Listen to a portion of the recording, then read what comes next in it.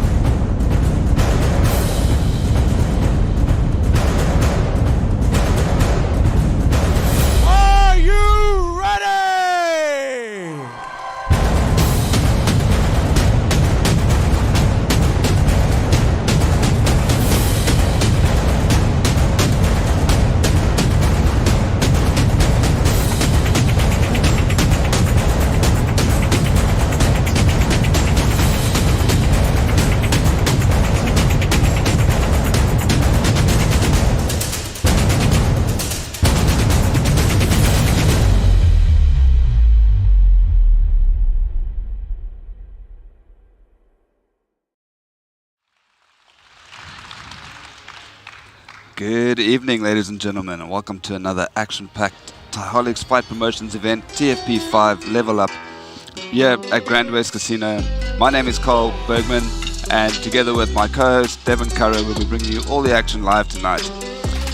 The way the bouts are scored, we have judges ringside scoring the bout on a 10-point must. That means the winner of each round will receive 10 points, with the loser receiving 9 points or less. That is based on effective striking, clinch control, dominance, and just a well-rounded fight. We have 11 bouts scheduled for tonight, starting off with some juniors, and we'll be finishing off with some pro fights. The culmination being Ncedo Gomba versus Martin Achebi for the Africa super lightweight belt. And let's head over to Devon to start us off.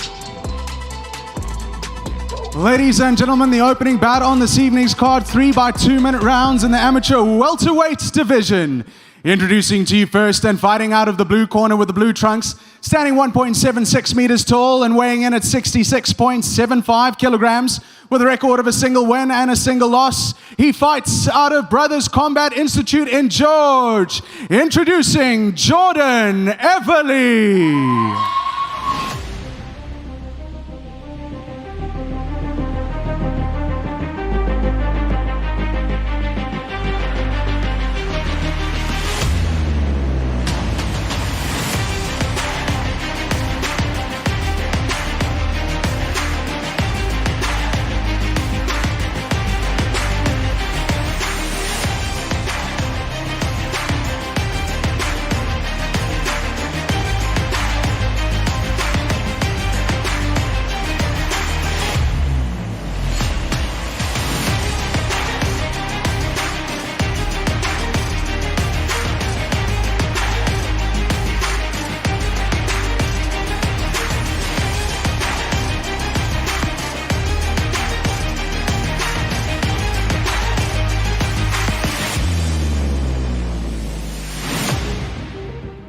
And his opponent will be wearing the red trunks and working out of the red corner tonight, weighing in at 62.9 kilograms with a record of 2 wins and a single loss. He fights out of Pride Fighting Academy in Cape Town, presenting Tiaan van Aas.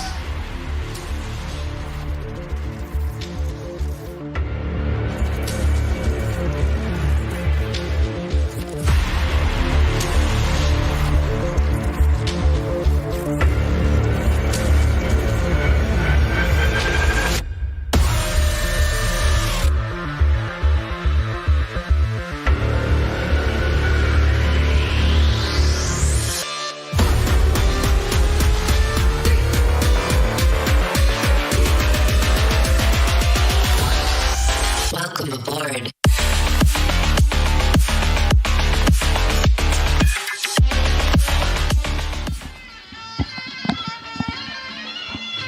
Oh, it is good to be back. Cape Town is the place to be. The Grand West Casino and Entertainment World is where we are coming at you live.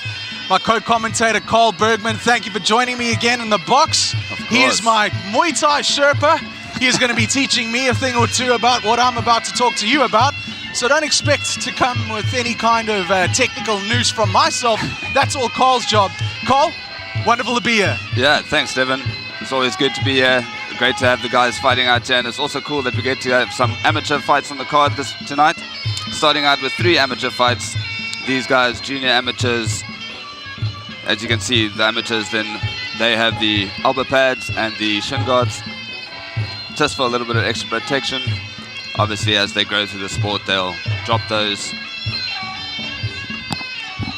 And if you're just tuning in, you're seeing the 2 fighters in the ring right now, working out of the blue corner from BCI and George. Hey, BCI and George, how all of you doing?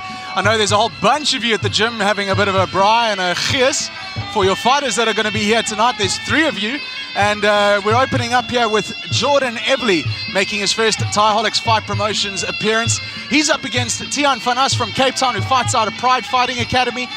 2 big supported gyms, of course, in the Garden Route and here in Cape Town with Pride Fighting Academy. Tiaan van Aas is busy going through the final motions of his Y crew. And in amateur rules, you'll notice, of course, the protection that's going to be used. The gentlemen have walked into the ring wearing the protective shin guards, but I believe crash helmets are in order as well. Yeah, just a little bit of extra protection for these guys. I think for both of them making their debuts as well, so this is like a big step up for them, actually getting in front of a crowd for the first time. Yeah, it's going to be great to see what they can pull off. Well, I don't know about the crash helmets. I can't see them at ringside. Maybe the two fighters came to an agreement that they're going to dispense with them. I mean, it is their choice if they both agree that they're not going to do it. But, there we go. I can see them now. Yeah, just while they got their moncols on, they'll, go through the motions, and then eventually we anticipate that they'll be putting the head guards on as well. Experience-wise, Tiaan van As, he's a full-time gym rat. The guy is in there every single day.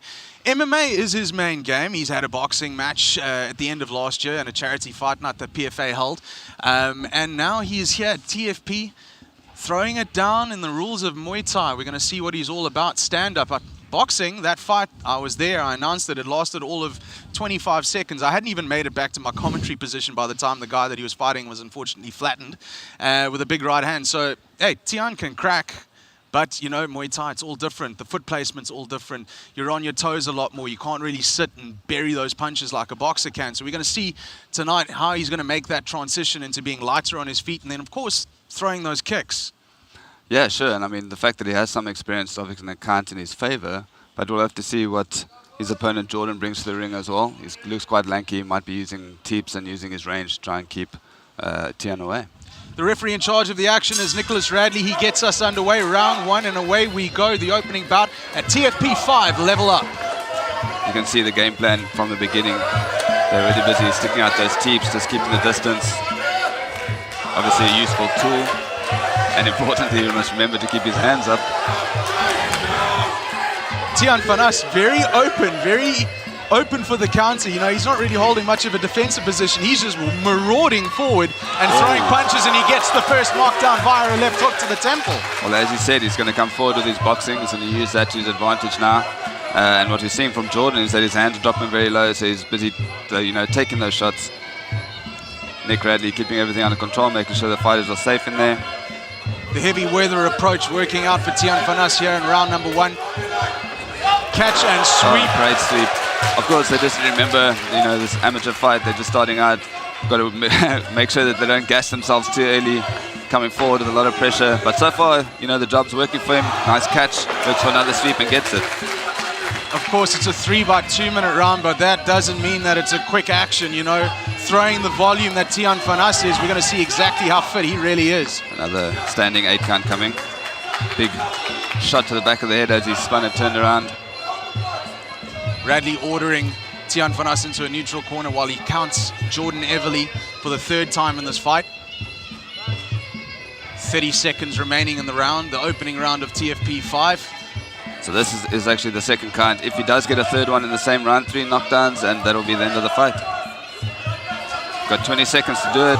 Big right hand thrown by Tiaan van As. Another big left connect as well. He's not holding much fear for his opponent. You can see he's being very confident what a spinning kick to the stomach. Yeah, sure. And as we said in the beginning, Jordan needs to make sure that he keeps composed, keeps the hands up. Also like to see the guys looking for elbows when the opponents are putting pressure on them. Maybe we'll see that. We'll see what their corners have to say about that round. 1 minute in between each round. That's going to be enjoyed in amateur.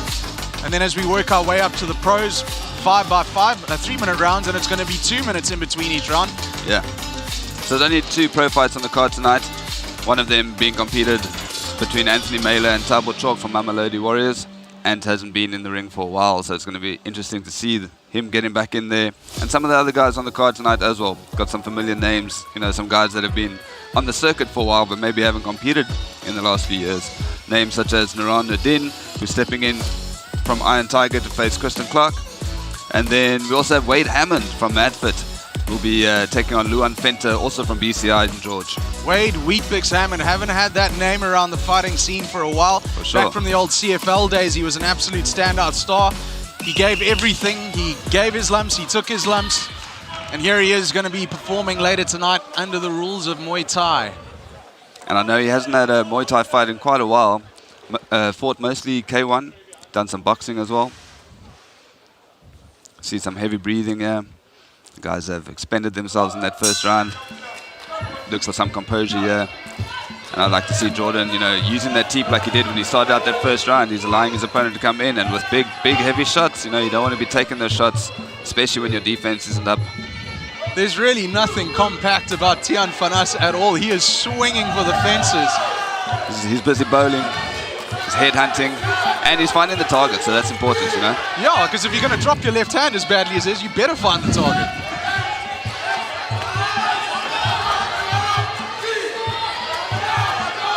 You can see Jordan trying to work a few elbows there, but he really needs to secure the clinch. Nick stepping in, calling the fight. Don't want to see the guys taking so much damage. I'm sure, like, you know, a lot of heart. They want to go on and they want to fight, but it's up to the referee to make sure the guy stays safe. Tiaan Vanas walks away with his first win. Yeah, TFP 5 level up. We have another 2 amateur bouts on the card. And then we'll kick into the Pro-Am section of our card where we'll have 6 fights and then 2 pro fights to end the night off. Tiaan Vanas raises his hands. Jordan goes over to the corner. Great work from these 2 juniors. And I'm sure this ring experience will be great for them, working their way forward in their amateur careers.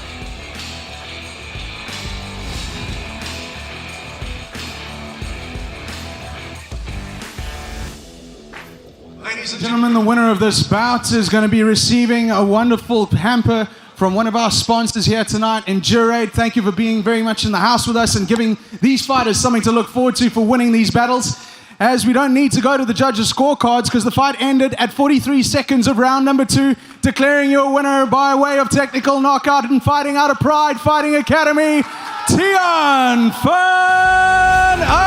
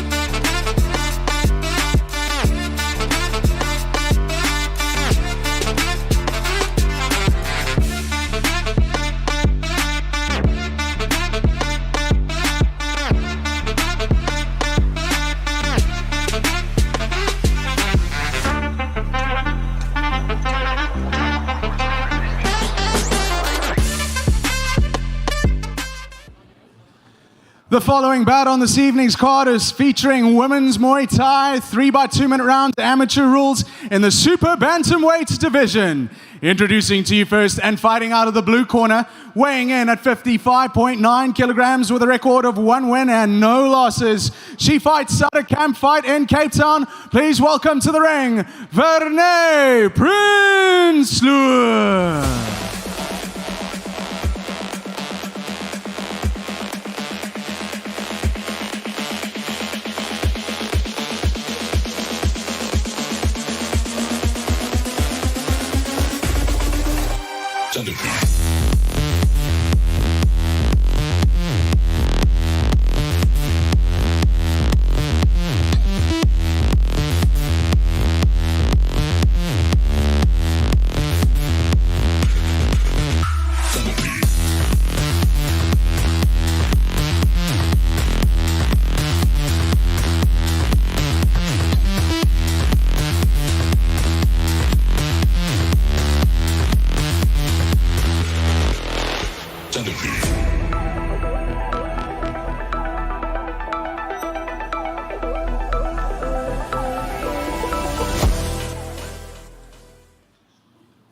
opponent will be fighting out of the red corner, wearing the red trunks and standing 1.55 meters tall, weighing in at 55.8 kilograms and making her Muay Thai debut. She fights out of Domination Gym in KwaZulu-Natal. Ladies and gentlemen, please give a warm welcome to Candice Domination Lewis.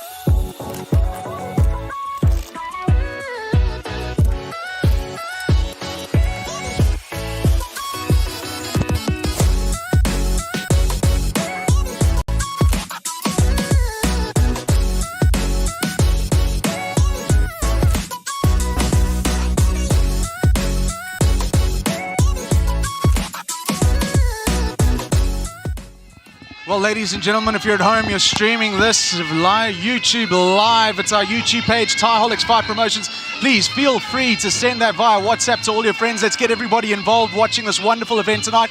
Also, get social with us. There's a fat chat going on in those chat rooms, which is on our YouTube page. Also, please follow us on Facebook. Look up Thaiholics Fight Promotions, and our Instagram page. That's Thaiholics_Fight_Promotions to stay up to play. And the winning fighters tonight, they're all sponsored by Ncedo. They're going to be getting a wonderful hamper from our sponsors in Ncedo. It's absolutely brilliant that they can come to the party here and reward these fighters for their efforts. There's also 3 Ncedo prizes that we're going to be giving away to 3 lucky winners tonight here in the crowd. So if that's motivation enough for you to get off the couch and come and join us in Cape Town, that should be it. Of course, the tickets are available at the door if you're still thinking about coming through, and you can either get them at Quicket or right at the door here at the venue, which is, of course, the Grand West Casino and Entertainment World in Cape Town. And of course, we're also doing a bit of a fundraiser for our friends over in the kickboxing world. We're doing raffles that is going to be held live here tonight in aid of 2 South African kickboxing juniors who want nothing more than to represent South Africa at the Waco Kickboxing Championships. That's Muay Thai helping out kickboxing, ladies and gentlemen. That's going to take place in Italy in September and October. The 2 beneficiaries, those 2 fighters, Ben Mostert and Emma Grobler, all the proceeds for those raffles are going to be split evenly between the 2 of them to help them get overseas and chase their dreams on the world stage. And the prizes that are going to be up for grabs here for winning that raffle: Ncedo Gomba's Muay Thai shorts that he's wearing tonight, and his gloves that he's wearing tonight. 2 fantastic keepsake prizes, and the tickets are only 50 Rand. So it's really well worth your investment at the arena to come and help these 2 fighters out. And of course, we're looking for sponsors, donations. We want to start a development program and continue these events. And if you'd like to get involved, please email us at admin@thaiholics.com. And we also have merchandise for sale that you can get hold of. Again, admin@thaiholics.com. Now that we got all the pleasantries out the way, women's Muay Thai, the first of our female fights. Candice Lewis coming all the way from the Domination Gym. Domination Gym has been a great supporter of Muay Thai and Thaiholics Fight Promotions. We've seen their fighters event in and event out. I could say week in and week out because it feels that fast. Of course, Khaya and Ntombela as well. He's going to be on the card a little bit later today from Domination in KwaZulu-Natal. Yeah, and the Ntombela boys, when they come through, they really come to put on a show. So I'm hoping we see something similar from Candice Lewis. She's up against Renee Prinsloo from Camp Fight, who put on a really good performance her last outing here at TFP, also in an amateur event. So yeah, it's not exactly going to be a walk in the park, but it should be good to see. There's a noticeable height difference between the 2, so we'll see how this plays out. 3 by 2 minute rounds, amateur rules in application, and it's going to be fought in the women's super bantamweight division. That's 56 kilograms is the cutoff. Renee Prinsloo came in at 55.9, Candice Lewis coming in at 55.8. So well within the limit for both these 2 ladies. I think we may be just waiting for a mouthpiece or some piece of equipment that needs to be brought to the ring. Yeah, I think it is a mouthpiece. Sometimes that happens. You're so excited to get out there. And first fight, it's the last thing you're thinking about, even though it should be the first. There we go. And it's one of the most common things that actually happens is fighters just forgetting their mouthpiece. Mouthpiece goes in. Radley calls him to the middle. Round number 1. And away we go. Expecting once again Vinay, the taller opponent, to use her reach, put that teapot. There we go, we see her firing off from the beginning. And just in true domination fashion, Candice Lewis starts coming forward, throwing big bombs from the beginning. Domination Gym, of course, trained by Clint Walters, who's also the co-president of the South African Muay Thai organization, along with Nicholas Radley, who's refereeing. So it's a real thick involvement from the South African Muay Thai organization in the sanctioning of this event. Of course, all the judges that are at ringside are trained under the SAMO rules. And it's a brilliant world-class event that we have underway. And two fighters looking to get stuck into each other from the early bell. Candice takes a little slip there, foot went almost through the ropes. I think that's going to happen if you're jumping past your opponent, she's moving out the way. But so far, both fighters busy putting the work in here. I think Vinay is doing a good job of staying on the outside, just landing her shots, keeping Candice at bay. Candice having to do more lunging as she comes in. No crash helmets being worn, despite the fact that this is amateur rules. Again, would it have been like a gentleman, ladies' agreement? Yeah, for sure. And also because they're not juniors, I think it's easier for them to get away with not wearing the headgear.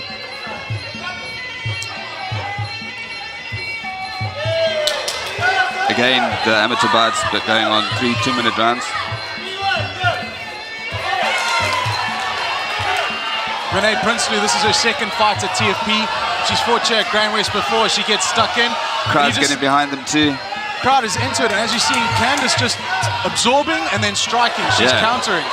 They're both landing some nice clean shots here.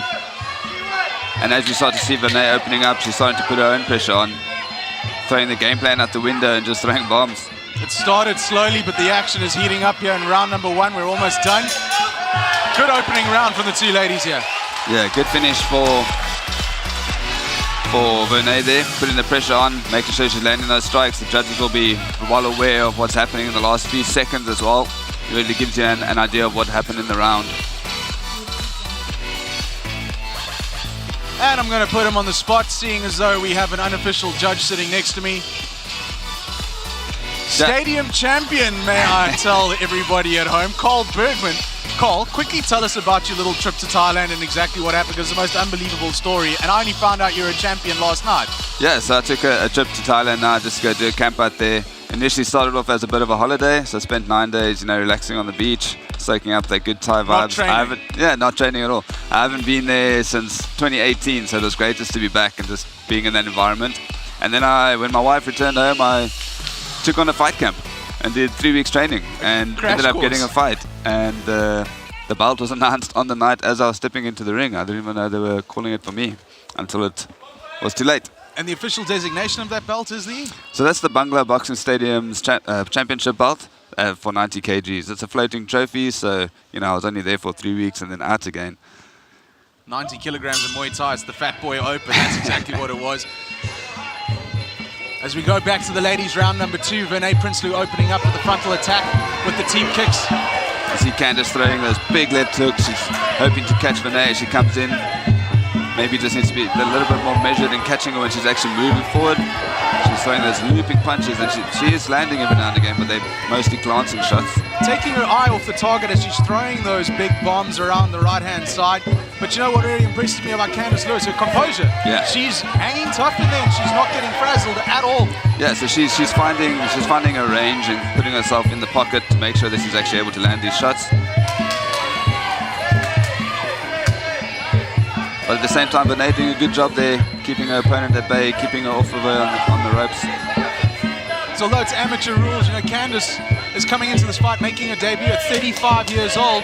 And, it just says under her current occupations that she's a housewife. Well, not anymore. She's a Muay Thai fighter. welcome to the club, Candice Lewis. Renee Princely also being very composed, getting backed up onto the ropes by Candice Lewis. Yeah, so first bit of clinch work that we've seen here, really getting stuck in. Renee doing a good job getting those sharp knee points up. She's tapped off a little bit on the gas, but they're both still in it. Crowd are really into this fight here at TFP 5 Level Up. Yeah, we always get a good crowd of the guys from Camp Fight out here. You know, we have a lot of their guys fighting in our events. So we always get good Camp Fight crowd support, shouting for their fighter. A slip, as it's deemed by the referee, no need to count there. Oh, he lands a big one as she comes in again. Just slowly starting to see them tired. It is the end of the second round. What happens when you're in there is that adrenaline starts to dump. You start to realize at the end of the first or second, there's a long way to go still. And you're also slowly starting to see the one-fight experience of Renee Princely coming to the fore. She's now the one making the tracks. She's now the one pushing Candice Lewis back onto the ropes. But again, another kind of even round. So, yeah, Mr. Judge. I actually think there was maybe one apiece now. I actually preferred the way Candice was coming forward and landing big shots. Of course, the judges see a completely different thing sometimes. They're sitting at different angles and looking for different things. But for me, I like it when the fighters are pressuring and landing the shots.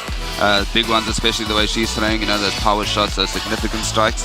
But Renee doing a good job as well. I mean, she wasn't out of it in that round. It was a very tight one, but I would just swing it towards Candice in this instance.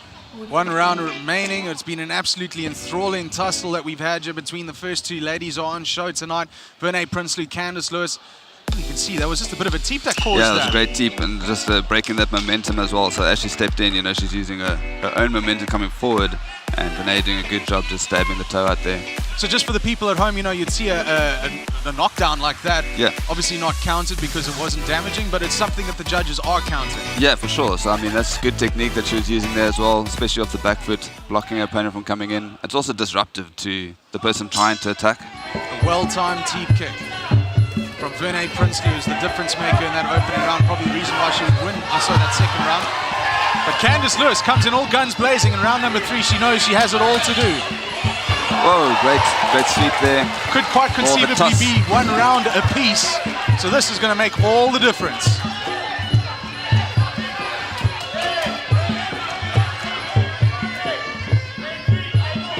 Renee doing a good job just staying composed as well. Not getting sucked into the brawl.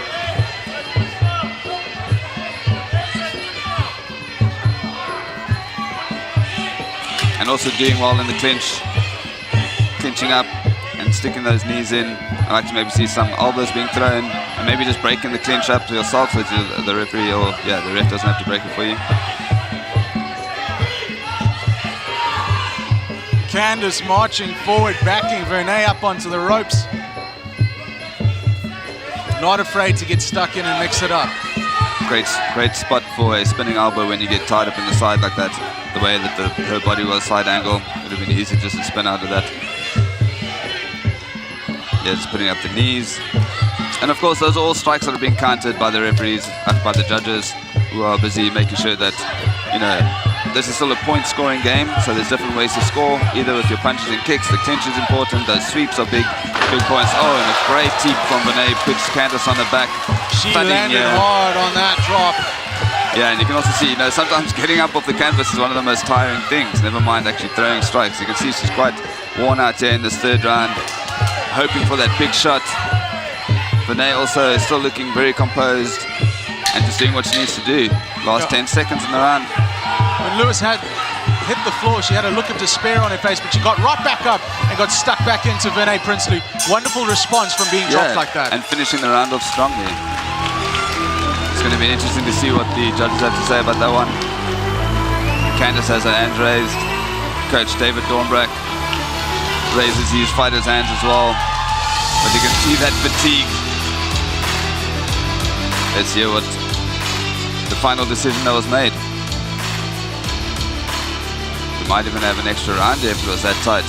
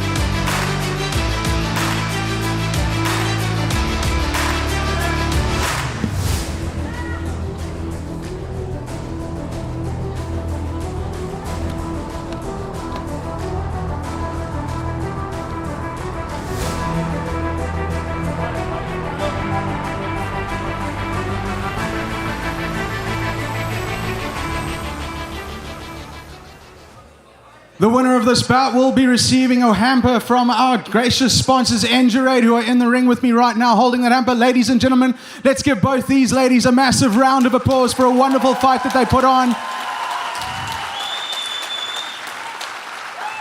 The second bout here at TFP 5 makes it to the judges' scorecards.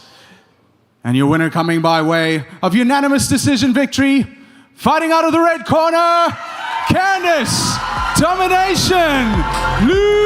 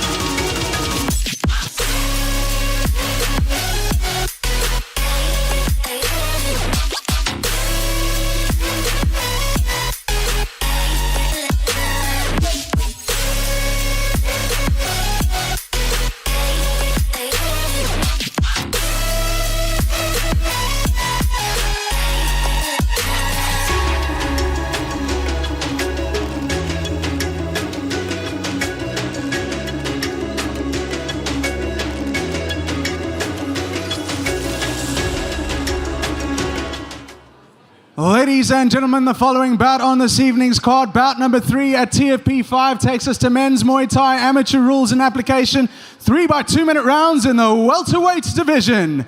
Introducing to you first and fighting out of the blue corner with the trunk colors of all blue and standing 1.7 meters tall, weighing in at 66.4 kilograms and making his Muay Thai debut tonight, fighting out of Top Primates, introducing Nuraan Vias.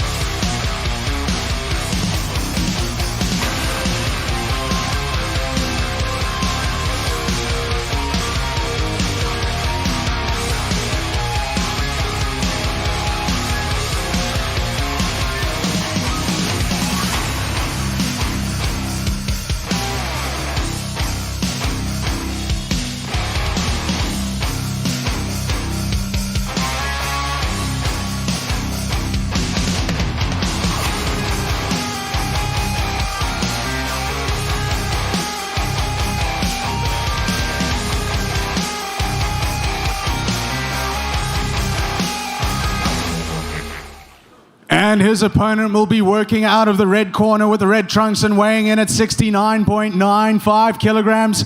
No stranger to Thaiholics Fight Promotions. He returns, ladies and gentlemen. Please welcome, fighting out of Thaiholics, George Tanatara.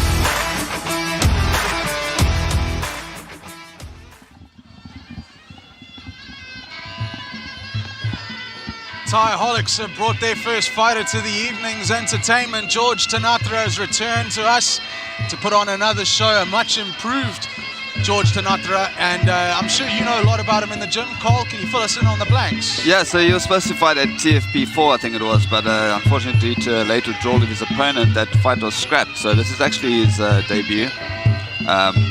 Been putting in the work at the gym at Thaiholics.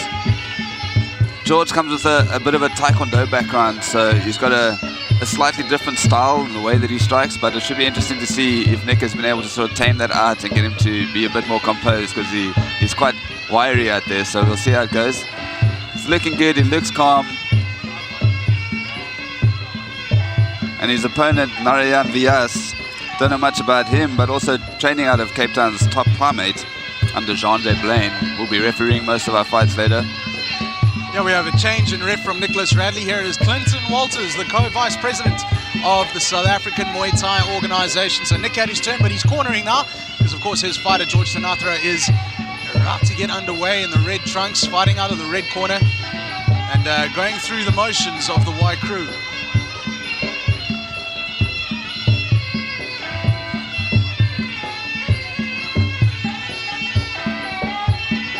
Just paying respects to his corner, his coach, his gym, sometimes to your family if you want to do that. And of course the fighters paying respect to each other before and after the fights, touching gloves. It's always good to see a bit of camaraderie, even though they're facing off against each other in the ring. There's no reason why you can't be friends after. And if we can throw forward quickly to the rest of tonight's entertainment, after this fight, Dean Grobler of Iron Tiger is going to be taking on James Swart of Camp Fight. Then back to the ladies, Noordien makes her long-awaited TFP debut, fighting out of Iron Tiger up against Kristin, Clarke. And of course, Pride Fighting Academy's Mago Mutabi makes his appearance, the first one at TFP, up against Khaya and Ntombela from Domination. Of course, we just saw his teammate, Candice Lewis, picking up the W, the fight just before this. Yeah, that's going to be some fireworks there. We know Khaya likes to bring a lot of power. He's quite a big guy for 79 kgs. He's like pretty much my height, and I walk around at about 20 kgs more than him. And I heard some background information on Khaya. He had to have a 10-kilogram cut in the last week of the fight. And unfortunately, his mom passed away, and our condolences, of course, at ringside to the family of the Ntombelas. Of course, Siboniso was also the twin brother who's fought here at TFP. So our condolences to that family, and to drop 10 kilos and look as stacked as he has on the scales yesterday, and he's going to put on a show coming up against also another very, very large gentleman for the division, Mago Mutabi of Pride Fighting Academy. Yeah, that's no easy feat cutting that weight, especially, you know, in such short notice. With a heavy such heart. a short amount of time, yeah. Yeah, definitely. We're switching up now. We're going in, or next after this fight, we'll be going into the Pro-Am fights, where we'll have 3x3 minute rounds for the guys and 3x2 for the ladies. Still with a 1 minute rest though, in between rounds. So this is the last amateur fight on the card tonight, opening us up with the ones who want to make their mark early in their career, and what a stage to do it here at Thaiholics Fight Promotions, live on YouTube, and of course a wonderful crowd that we have in here at the Grand West Casino and Entertainment World in Cape Town. As we get underway, Tanatara standing in the pocket and looking to blast with that right hand. Yeah, definitely going to be looking to, he's using that inside kick just to distract and then bringing in those big punches. Throws a nice teep there. setting the pace and setting the tone of the fight already with a lot of power, and is really quick at the same time. Nice uppercut, right straight combination there from Tanatara. Yeah, staying composed, walking forward. George doing well just to pick his shots. Landing a lot of those outside leg kicks. Lovely use of the jab from Tanatara. You know, these two guys look pretty compact. They look like they're not expending big energy, not throwing wasteful shots. Ooh, bit of a slip of the head there. Avoids the punch. Comes back with a counter. I think, did he step on something there? He's bounced on his toe. Fierce rather preferring to stand close to his opponent and try and catch all those shots on the legs and the arms. But those shots that are caught on the arms, those shots that are blocked on the legs, are they counting in the ref's opinion and the judges' opinions? Well, if you're busy checking the kick, then it won't be counted. But if it's landing on the leg the way that these are, that's definitely counted. Even kicking up to the arms, you know, it's sometimes difficult to say. Not every judge scores it the same, but they are technically, those are point-scoring kicks. And believe me, even if you're blocking it, it still hurts like hell. Yeah, for sure. But was that really a block? And you'll start seeing welts rise up on the guy's body. You can already see that Narayan's left arm is starting to change color there. He needs to also be careful with the way that he's like dropping that left hand every time he comes in, because George, as we can see, likes to throw that big overhand right the way he just did there, and catching him as he comes in. Amateur rules, shin protection, elbow protection, helmets are off, as these two guys have gone and started off at a good pace between the two of them. Yeah, great round. I think George did really well there just to pick his shots, firing rapidly. Narayan doing his best just to try and get in on the inside of him, but at the same time sacrificing by having to eat those shots to get in the first place.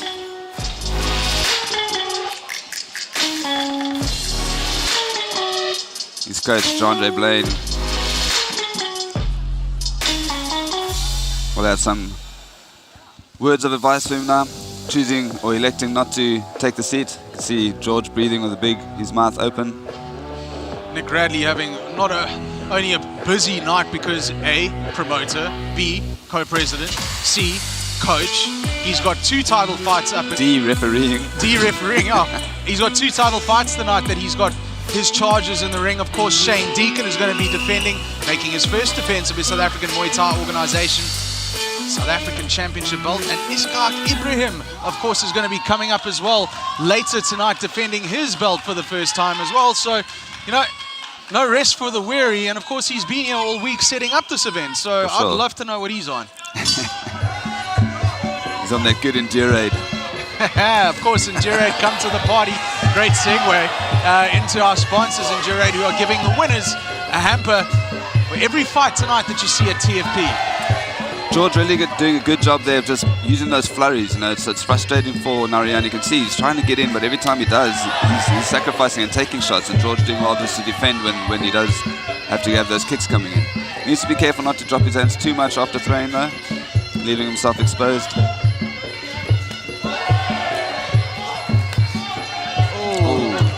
He hurt himself on a kick there. George pushes, gets the big overhand right, drops him to the canvas for the first time in this fight in the second round. He struggled to support his Needs own to find weight. the neutral corner, Clint counting him down. He struggled to support his own weight on that foot after the kick occurred, so he was hoping for nothing broken. I saw he bounced early on it as well. I wonder if he maybe did a little twist on the ankle early in that first round. Maybe still, you know, suffering from that. He's shaking his leg now, so it's definitely something going on there. 1 limb down, 7 limbs remaining. Muay Thai rules in application. And I'm sure Coach Nicholas Radley will have been giving advice to put some pressure on after that first knockdown for George to come forward and just make sure that he gets dividends for dropping him in that second round. Good overhand right by George Tanatara. Yeah, he's going hunting with that one now. And of course, as you said earlier, the way Narayan comes in with that hand down means he's bound to take those shots. He can't miss with that right hand. Everyone he's throwing is making good contact. Yeah, we're slowly starting to see a little bit of fatigue set in as well. So there's a good overhand right. It's got him wobbling. That was a temple Clint shot. breaks it, giving him a standing 8 count. His eyes are not quite in line with his opponent. He took a bit of damage, that temple shot, that right hand coming over the top from George Tanatara. Clint having a good look there, giving quite a long count for him. We're only on 7 now. Gets him to walk forward, put his hands up. He'll ask him if he wants to continue the fight. And you got to agree with the way that he handled that. You know, it might have been a bit slow, but you want the fight to continue, but you also want to make sure that he is able to continue. Yeah, for sure. And he jumped in before he got too rattled. You know, I think George even didn't realize that he had rattled him by the time Clint had stepped in. So it's always good that our referees are keeping a close eye on the guys, making sure that they stay safe in there. Clint Walters, wildly experienced in the sport of Muay Thai. You know, he's been to Thailand himself. He was stuck there during lockdowns and forced to basically just train and eat rice all day. What a place to be stuck. And of course completed all of his appropriate courses for coaching the sport of Muay Thai. So heavily experienced referee that we have here in charge, and you can see that experience coming through as soon as Vias got rattled. Yeah, and also like he's got quite an interesting referee style. You know, he's not too involved. He sort of lets things go, and as soon as he needs to be there, he jumps in, as we saw in that replay. But generally just allowing the fight to flow quite nicely, which is great. There is where we saw that he must have landed that kick on a hard part of the knee, and then instantly George pounced, took that big right hand, dropped into the canvas. Maybe we'll see that again now. Yeah. As he must have rolled his ankle as he hit that kick. And he just couldn't support himself with it anymore, you know. So he's got a leg that's got a problem. He's been rattled in round number 2. George looks fired up in this third and final round. Dangerous place to be. Looking very wiry now. Skittish almost. He just needs to maybe settle down. He's going to be walking into that shot the way he did there. Nice teep from him. Tanatra has also got a very subtle but deadly elbow that he walks in with in an upward direction from the right-hand side. He's thrown that a few times to decent effect because they've made contact, they've landed and they've countered. Lands a big body knee there. Yeah, of course, if you're standing right in front of your opponent with your hands quite wide apart, it's easy to slip that elbow in, even with the elbow pads. Like, you know, you don't necessarily get cut as easily by that, but the force, the impact you're receiving is quite brutal. He's also able to keep his opponent off balance by kicking at the upper leg of Nuraan Vias. Yeah, and we can see Vias isn't throwing with as much intent as he was early on. Maybe a little bit skittish about getting in there and taking those big shots as well. But he's still game, he's still coming forward. George fakes with the knee, comes over with the right hand. Eats a shot as he comes in. But obviously still got a lot of power in those kicks that he's actually spinning Nuraan as he lands them. Boy, lands a head kick there. But Nuraan shakes it off. Not too phased. Didn't follow through from the hip. Mighty impressive work from George Tanatra. I'd say 2 clear rounds in the bag, looking for the third. I'd say if he just keeps landing that 1-2 combination coming over the top. Oh, nice big elbow to the temple. Got the confidence to throw it successfully, why not? Yeah, and if you can see the target so clearly, to step in with an elbow, that speaks a little bit to Vias's defense. I'm sure he'll take some time to watch this fight back when he gets a chance to. And just realize that hand needs to stay tight on the chin, especially when you have an opponent that's looping his punches, stepping in with a big elbow.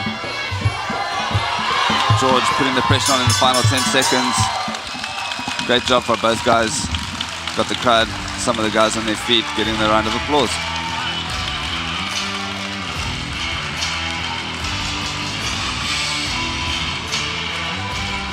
Raises his hands.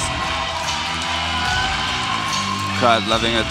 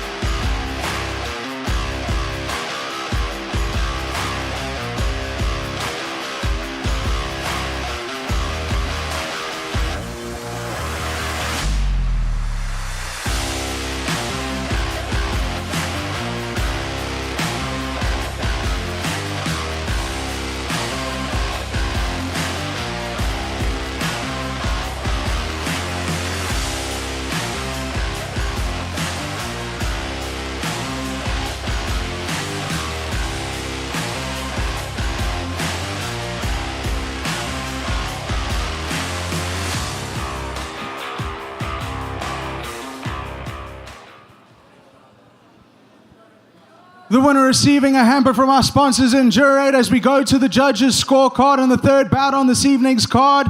And your winner coming by way of unanimous decision victory, fighting out of the red corner, and Thaiholics, George Tanatara.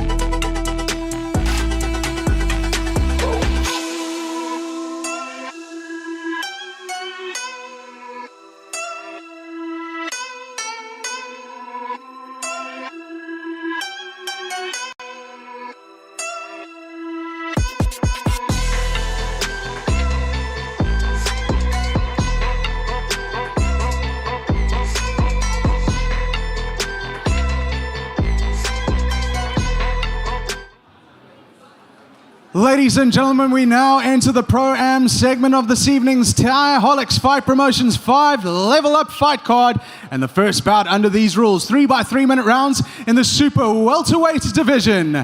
Introducing to you first, he'll be fighting out of the blue corner with the blue trunks and weighing in at 69.2 kilograms with a professional record of 1 win and 2 losses. Fighting out of Iron Tiger in Cape Town, ladies and gentlemen, please welcome Deacon Grobler.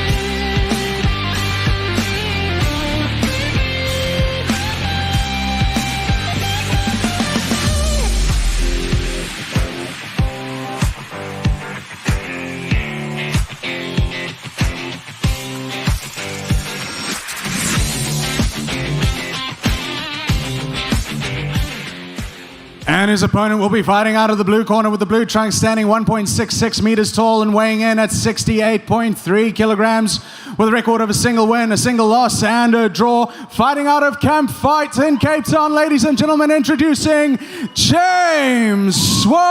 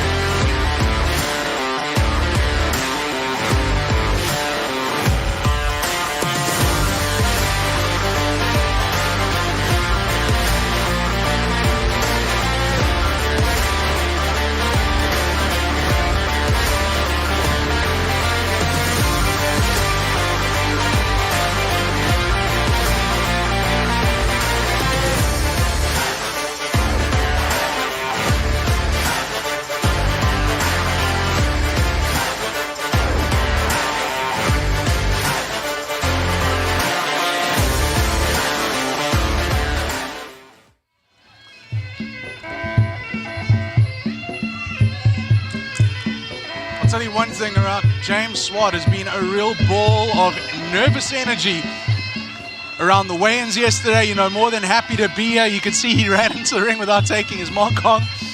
His coach had to call him back, and that, of course, David Dornbrack of Camp Fight. He's in charge of his fighters and in charge of his opponent, Dean Grobler. Made a big improvement, a big statement, came and got the W at the last TFP. And he's here with his coach from Iron Tiger, Shaheen Price. And both fighters come with big supporter bases here inside the arena. And I'm expecting an absolute cracker, because if James Swart had all of that energy just being at the weigh-in, just walking to the ring, I can't wait to see what he brings when he decides to start throwing fists and legs. Yeah, it's great to see the guys coming in with that energy, you know, just bringing that oomph to the fight. But hopefully, for their sake, they don't have a big adrenaline dump. Sorry. That's a tough one. You're like me at the weigh-in yesterday. Don't have a big adrenaline dump as they get through the fight, you know, that after that first round, especially like so early in your career. We are in the Pro-Am rules now, with the guys going a little bit more distance now. But yeah, 3-minute rounds can be very long when you're in there. I mean, just look at the training partners that Dean Grobler has access to at Iron Tiger. You know, not only who's not fighting tonight, Lamin Suya. He's in the crowd. Of course, he never ever misses an event. But of course, the main eventer, Ncedo Gomba, took him on his trip to Malaysia when he went to go and take a fight in Malaysia just a couple of weeks ago, where Ncedo got a draw. But you know, just hanging around those big fight experiences, traveling with a team, traveling with Ncedo, and being a training partner, that can only bring you success and future improvement. And I hope we're going to see that here tonight. You know, we saw a big improvement in his last fight. I can't wait to see what Dean Grobler brings to the table this time around. Yeah, for sure. And also just staying active, you know, this is his third fight in less than a year, so that's pretty good for the guys on the amateur cards, you know, to get that experience, to be training with the guys that he's training with out there at Iron Tiger. It's also been quite nice that there's been a bit of inter-gym collaboration. They've been coming to train at Thaiholics. Some of the guys from Thaiholics, like Shane, Deacon will be fighting later. You know, go over there and guys exchange skills, spar with each other. Just a good way to build some camaraderie again, and just to make sure that you are able to improve by training with guys that are better than you, taking those knocks, working on the little things, tweaking your game, and hopefully coming with a better performance each time you step into the ring. Yeah, you know, training fighters, getting these guys action, it's all about collaboration between the gyms and between the different organizations. Hopefully we're going to see that kind of a unity going forward. You know, South African Muay Thai organization is here in charge of this show. They've been putting on show after show after show, unlike anything seen on this entire continent. And they really are the benchmark of success when it comes to Muay Thai in South Africa. For sure, and as much as it's great to see, you know, the pros at the top of the card doing their thing, it's also an excellent platform for the amateurs to come through. And as you were speaking about earlier, you know, getting that development off the ground, we want to start having some development events where these guys can also get a lot more experience by having a lot more fights. Well, there you go. Mr. Swart is an explosive fighter. You can see the way that he throws those kicks initially. Grobler's going to be a bit more relaxed. He's going to be a bit more circumspect, but he takes a big huge sweep fall. as he picks him up and sweeps him over his own feet there. Explosive energy. Caught him in the air and took him out of his feet. Yeah, and as explosive as he is, he's actually fairly composed. So like his strikes are going like hard and fast, but the rest of like his movement is very relaxed, very chilled. You know, he's waiting for Dean to make the moves and then firing on him. Oh, big right hand catches Dean there. Dean also staying very composed though. I mean, this is still only the first minute of the first round, so we might see these guys start to get a little bit more wild, throw a little bit more recklessly. But so far, James doing a great job of just defending most of what Dean's throwing and then firing back with some big shots. James Swart, very thick upper legs that he has there, and he's using it to good effect. And that's that noticeable, just being calm when he's not doing anything. Nice catch. No unnecessary big movement. sweep. Doesn't get that. He's definitely got the strength advantage here. He showed it so far. Yeah, and as I said, if you can just maintain that sort of energy through the fight, it's definitely going to serve him well. But I like, as he was speaking, he's that explosive energy he's got. He really he loads up and you don't see it coming, which is great. Oh, he looks for a sneaky sweep. Doesn't get it though. Both fighters have 3 fights on their record and experience. Of James Swart, the first time he's on the big stage here, whereas of course Grobler, he's been here a few times before. He knows what the deal is. And I think one of the things that we see from Dean is that he just likes to chip away, like it's not all about landing those big shots, but it's about cumulatively building up and making sure that you actually put your opponent on the back foot. Because as you said, James definitely seems to have a power advantage and a speed advantage, but Dean's the one that's actually doing most of the work. Looking for an elbow there, he lands a knee, they're both exchanging. Phone booth action here, bout number 4 at TFP 5. James likes that looping left hook into the low kick. It's worked well for him so far. Nice knees from Dean coming in. Grobler is not phased at all by the falls that he's taken earlier in this round. Yeah, and with it being a 3-minute round, you have that time to build up in your round. You don't necessarily need to come out explosively. You can. That's obviously every fighter's prerogative. But you can see some big, heavy breathing coming from James now. As I said, there's a phase of chipping away that you can do as well. So some guys like to start nice and slowly and just build their way up, and other guys come out explosively and look for that finish. Grobler's looking calm in his corner. He's not breathing too heavily, doesn't seem, nor does James, although Grobler's electing to stay standing during the round's interval. Of course, it's Pro-Am rules, so it's a bump up in length of the fight. It's an extra 3 minutes in total. It's an extra minute per round. And really, when you make that transition, you start to see that 2 minutes that you thought was so long, it's not long at all. Once you hit that 3rd minute, it really starts to sap that energy, and I think we started to see a little bit of that coming from James's side.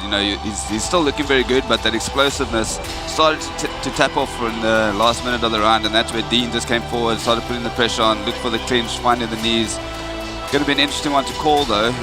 Judges obviously looking for effective striking, clean strikes as well, but also things like ring dominance when they're using it as a secondary measure. Yeah, as you mentioned, if you're at home, you're an amateur looking to step up to Pro-Am, you're basically fighting an extra round with the extra time that's involved in this. So get your mind around that and hit the road, because you're going to need some cardio when it comes down to the end of round number 3 to stay in it, and this could be very well a close fight, especially if Grobler decides to get up for this round number 2. Referee Chandre Blaine gets them started. It's been quite interesting to see the last 3 bouts. We've had coaches exchanging their coaching mantles, donning the WMO shirts, the South African Muay Thai organization shirts, as they jump into the ring to be referees. Not an easy job to transition between the two. Collaboration is what it's all about here at TFP. Chandre Blaine, an experienced referees. Refed every single Thaiholics Fight Promotions fight card when he doesn't have a guy in the corner that he's got to look after. Of course, head coach at Top Primate as we go back to the action here. James Swart up against Dean Grobler of Iron Tiger. James doing well here just to stay calm, using his checks, making sure that he fires those kicks off. He's hitting the inside leg, he's hitting the outside leg. But Dean, as I said, stays active. He just keeps working. There you What find a big teep. He put everything into that, and he caught every bit of it as well. It was a great tee by Dean Grobler. Break the clinch himself there. Oh. James looking to fake his way in there. So he's got quite a good read on what's coming most of the time. It looks like, you know, he stands in the pocket, but he has got his defenses up. He's blocking punches, he's checking kicks. But of course, being the shorter fighter, he's having to reach in. He's not been so successful when he's been reaching in because of that height disadvantage he has. And Grobler's picking him off from the outside. Yeah, and one of the things we have seen with his distance as well is he's trying to close it by getting some, you know, interesting little spin attacks going, but he's out of range completely. So he's spinning and missing, wasting energy. Something that he could rather be using to stand still and maybe catch those kicks that are coming in. And then he rushes forward with some effective punching, I guess. So he is doing the work that he needs to do. No, that's the thing. Although Grobler is moving his way inside, he can't afford to stay there for too long after he's landed the shots. You know, you got to worry about the explosiveness coming back from the short, stocky James Swart. Sure. Great knee there from Dean as he engages in the clinch. Looks for a big elbow. There's that spinning one finally landing, but there because they were so close to each other. As if to illustrate my point, that's the thing. If you hang around long enough, you're going to catch something spinning. Yeah, and I think one of the things that James likes to do is to counter. So he's happy to just sit in the pocket a bit and wait for you to come in and throw a big bomb down the pipe.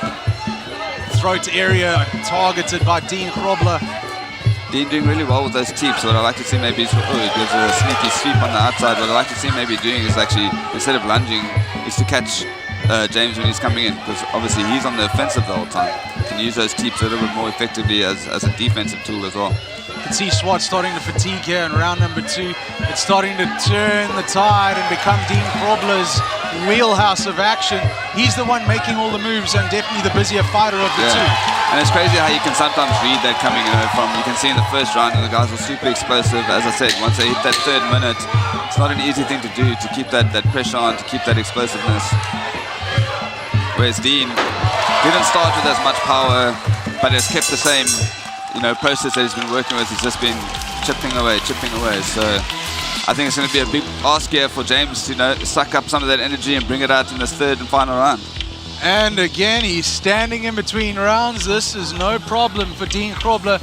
Great fitness being shown here as we go into round number 3.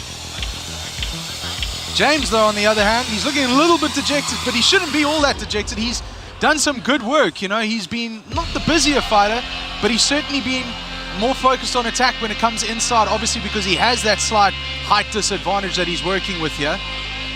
Yeah, and he's doing well to just make sure that he actually gets those basic strikes in, you know, those inside kicks on the leg when Dean's trying to come in, finding his outside shots. What I think he's doing there, obviously saw, is like lunging in and often missing and just wasting energy unnecessarily. But still doing a good job. Both fighters doing a good job here to make sure that they stay in the fight.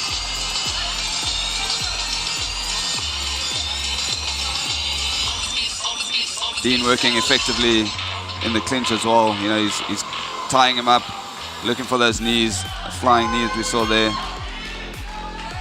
So in this last round, if James wants to pull it out, just needs to be a little bit more technical. Make sure that he doesn't gas himself out too early in this round now as well. Round number 3, the last round, 3 minutes remaining. James Swart, Dean Grobler. Now we're starting to see James actually get on the offensive a bit more. He's pushing forward, he's setting up some flurry combinations. And that's how he's gonna win this fight, with those big sweeps as well. He goes down to the floor, so technically no point, but he did land in a more dominant position on top. Could quite easily be 1 round each in this fight. Yeah, it could be very close, especially the way, you know, as you said, James did a good job in that first round, and then he just started getting chipped away at, and now it's becoming a bit of a wrestling match. Guys, that shows he still has some energy though. If you're watching at home on YouTube, please get active and get on the chat room that we have set up there, Super Chat, and of course, get your voices and opinions known. Yeah, I like to, when I come back to watch the fights, to see what is happening in the chat as well. You know, obviously the guys in there, they didn't see what the guys were saying to them on the chat lines, but it's quite fun to sometimes read the comments and see what people were thinking as the fight was unfolding live. Beautiful use of the elbow by Dean Grobler up close. Can't afford to hang there too long. James Swart is going to look for something. Yeah, what's happening is that James is shulling in the clinch instead of, re-engaging in the clinch himself and, making some effective strikes, landing his knees. He's shulling up to, defend himself, but at the same time what he's doing is he's making new openings for Dean to find. He's landing those knees in the body and even landing some big hooks in from the clinch, which is, unusual because there's no return clinch.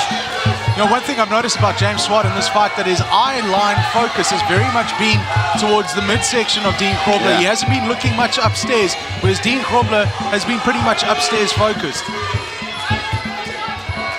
Yeah, so I think Dean's almost just throwing like his punches and kicks in combination. So he's just looking for the 1-2 throw kick, finding the hooks, going high, going low.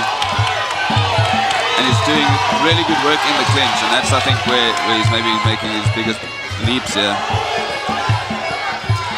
James Swart eats a big jab. He's standing still. He can't afford to be that still, and no action coming back from him at all. He's got 30 seconds left to switch it up. He has to look for a big shot here if he needs to finish the fight, but you can see that fatigue is completely set in. Hands super low. 20 seconds remaining, the last round in our first Pro-Am fight here at TFP 5. Grobler's mouth is also hanging wide open. The boys have been active in there. Yeah, they've left it all in the ring. It's great to see. Grobler kind of always looks like he's fighting with a bit of despair. Great work from the boys though, finishing strong. And a hug to finish it all off. Interesting to see which way the judges have seen us going. James did a good job bringing power early on, but I think Dean did enough to just keep chipping away at him, land those strikes. We'll see what the judges have to say.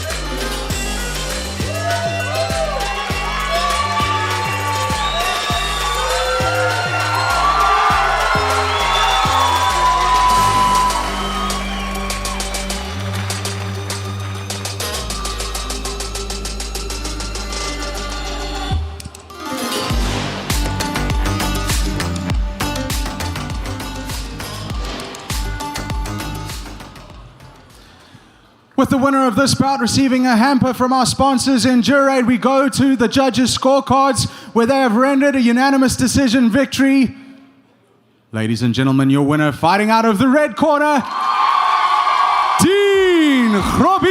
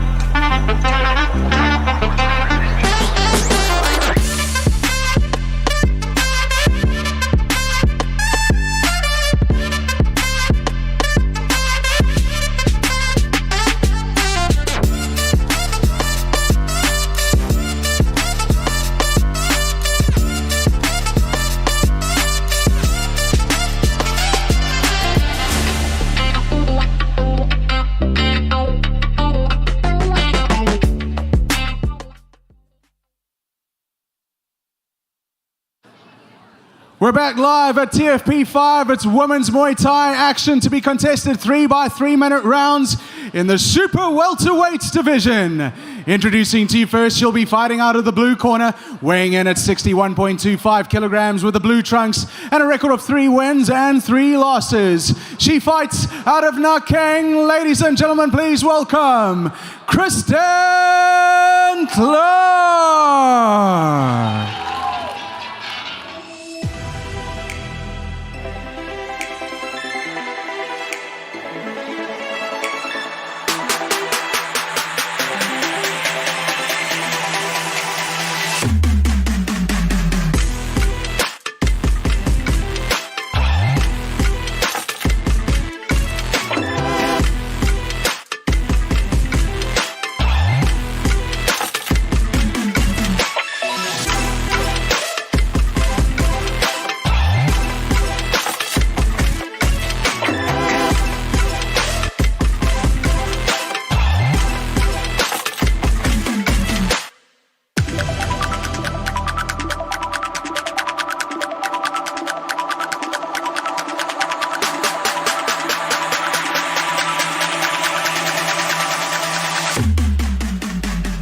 And her opponent will be fighting out of the red corner with the red trunks, standing 1.64 meters tall and weighing in at 63.1 kilograms. With a record of 6 wins, 5 losses, and a single draw. Fighting out of Iron Tiger, ladies and gentlemen, introducing Nuraan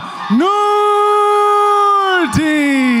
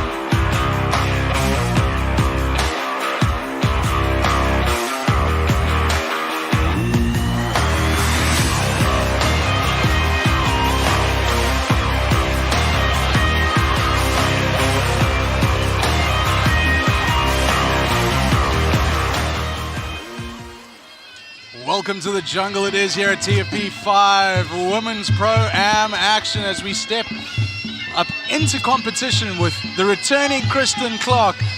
No stranger to TFP and no stranger to Muay Thai as her opponent, making her first TFP appearance, Nuraan, who you might have noticed if you've been a keen follower. She's been a referee a few times in these events. And of course, she fights out of Iron Tiger, that talent-laden team in Bree Street in Cape Town. She comes with experience. Yeah, as I said, this is a night of the comeback kids, you know. Nuraan hasn't maybe fought in a while. I think her last fight was in 2018. Has been active on the referee scene and very active, obviously, in the mid-20 teens in K1. I actually toured with her to Brazil when we made the South African team.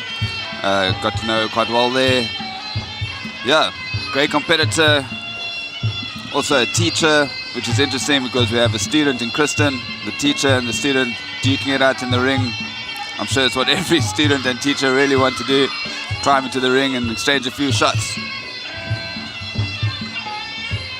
You know, in all my time around the Western Cape and Cape Town martial arts scene, doing different events, CFL, MMA, K1, boxing, Muay Thai, I got to really cast my mind back quite a long way to when I last saw Nuraan in the ring and try and sort of figure and remember about who she was as a fighter. I can only expect highly technical is what's going to be coming out of her because she has that vast experience in multiple codes of fighting. And she makes, at 31 years old, her return to Muay Thai here at TFP. Yeah, so I think one of the big things that Nuraan always had in her fights back then, and the way that she works now, that she's got a lot of power. So she likes to push forward with big punches, maybe see some really big kicks coming in as well. And she'll have a bit of a height advantage. Big power Well, push actually, now that I forward. see them standing next to each other, not so much of a height advantage as I thought. So yeah, there's some serious stare downs going on in the center of the ring there.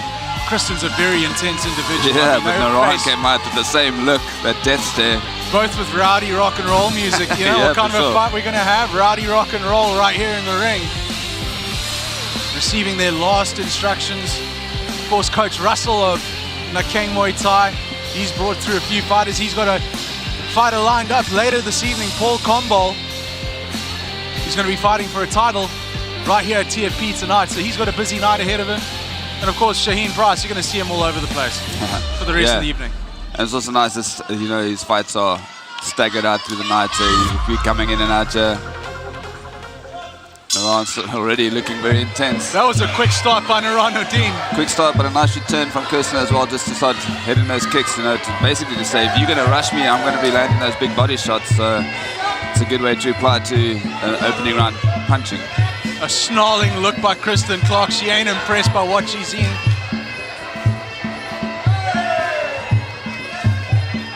Very evenly matched size-wise for these two ladies. Yeah, I think what it's going to come down to is a bit of like a stylistic difference. What we're seeing already is that Nuraan's staying on the outside, being a bit more light on the feet, and Kristin with that heavy Muay Thai base, walking forward, walking it down, just basically trying to get into that space and find the openings for the shots. It almost seemed like Kristin Clarke was mouthing some words towards Noordien there.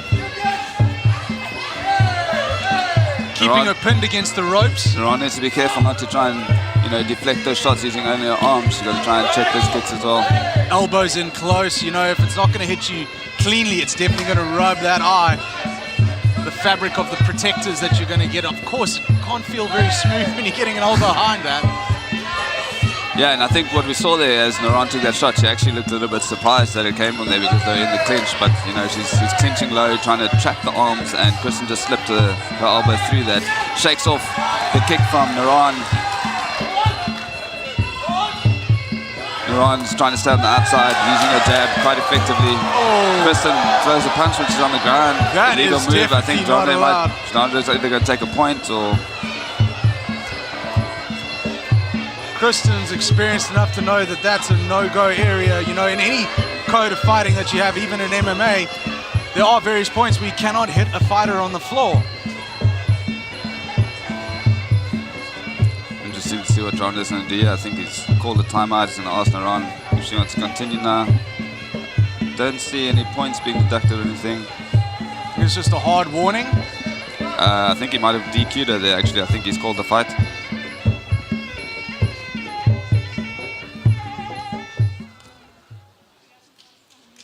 Ladies and gentlemen, that is a disqualification. Kristin Clarke getting DQ'd for illegally striking her opponent on the ground. It's not a nice way to see it end so early as well. I'm sure Nuraan would have enjoyed taking the win by actually fighting it out. But she gets to raise her hands at the end of the night. Gets to celebrate with a victory.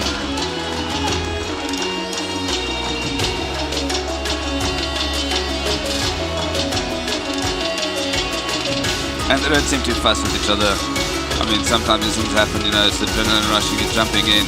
Sometimes the guys also cross-training in MMA and jiu-jitsu, so might have jumped in and just threw the punch instinctively, but obviously not allowed in the game of Muay Thai. As soon as any third point touches the ground, as a knee, where you go to ground, no kicks and no punches allowed.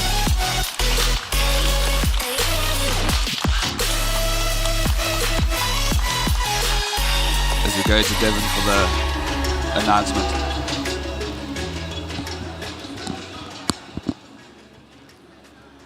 The winner will receive a hamper from our sponsors, Endurade, and due to the punch thrown to a down fighter, your winner coming by way of disqualification, fighting out of the red corner, Nuraan Noordien.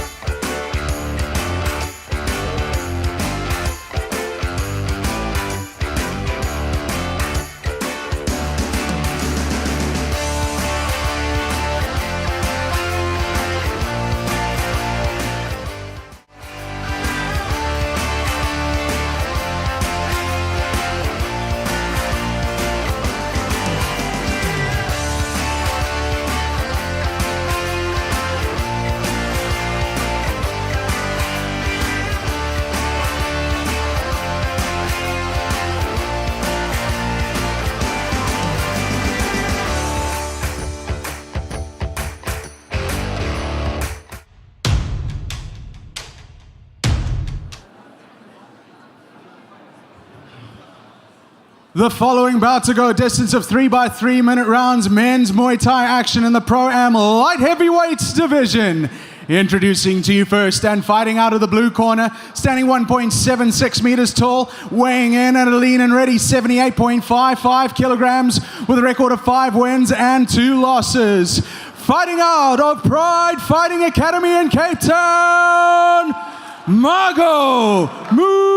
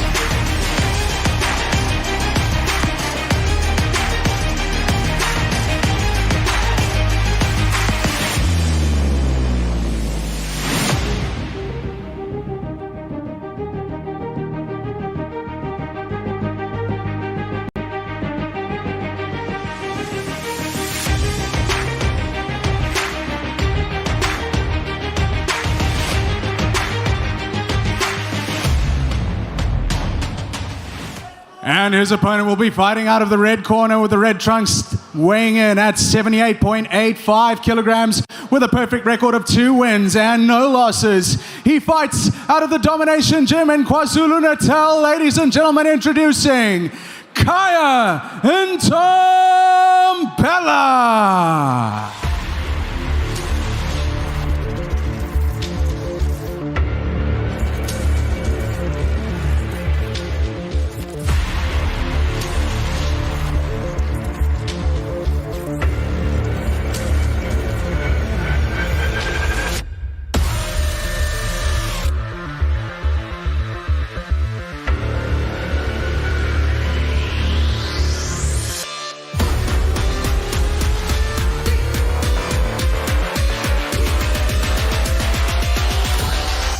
Welcome aboard.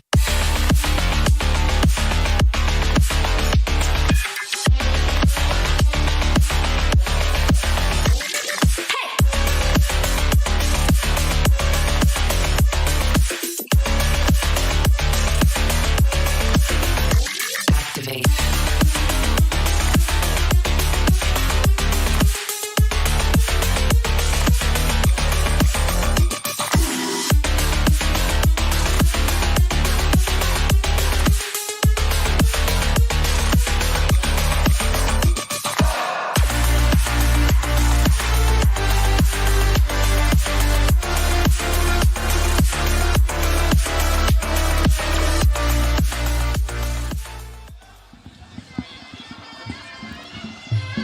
The big dog has entered the ring and marked off his territory. Khaya Ntombela coming all the way from KwaZulu-Natal. Domination Gym, run by Clint Walters, his head trainer. As these two fighters head into the Y Crew, he's going to be fighting up against Pride Fighting Academy and Cape Town's Mago Mutabi, who's making his first appearance at Thaiholics Fight Promotions. Yeah, I noticed when Mago came into the ring, he was pretty much mean mugging, but I remember thinking to myself, he's going to need more than just, a bit of a death stare to get through this bout. I obviously don't know much about him, but, what we do know about Ntombela is that he's a big unit. You'll see when he stands next to his coach, Clint Walters, who's also a huge individual. I mean, they're not too far off in size. The former MTN gladiator himself, Coach Grizz. Giving away my age there.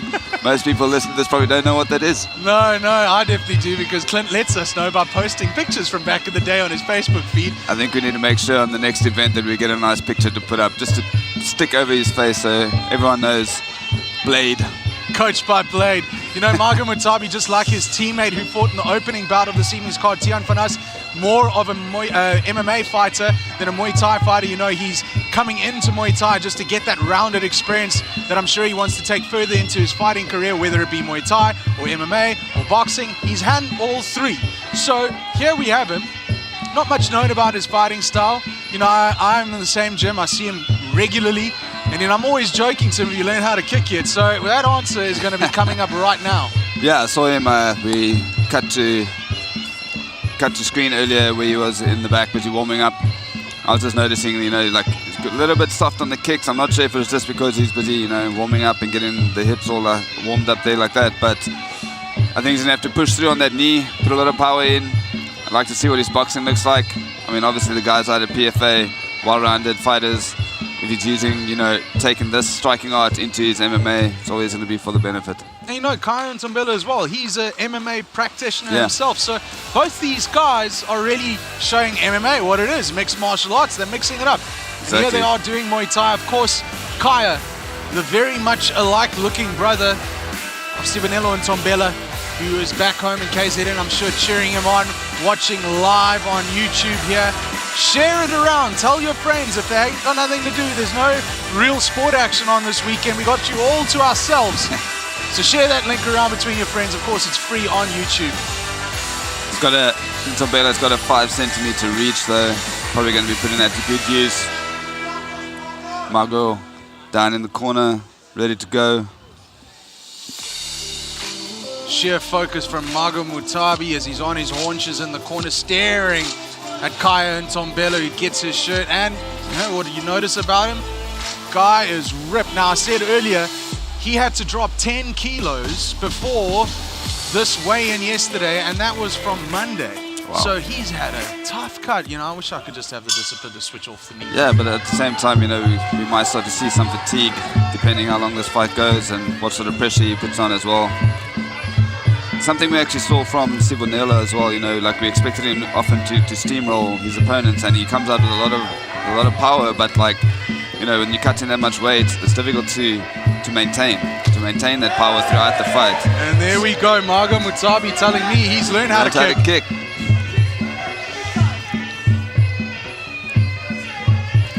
Both fighters look in amazing condition, such physical specimens that we're seeing here. And you can see Khaya doesn't really like being walked down, even though he's willing to stand on the outside and trade. I think he's quite used to being the guy going forward. And sometimes just that one little change in your game plan mixes everything up and sort of throws you.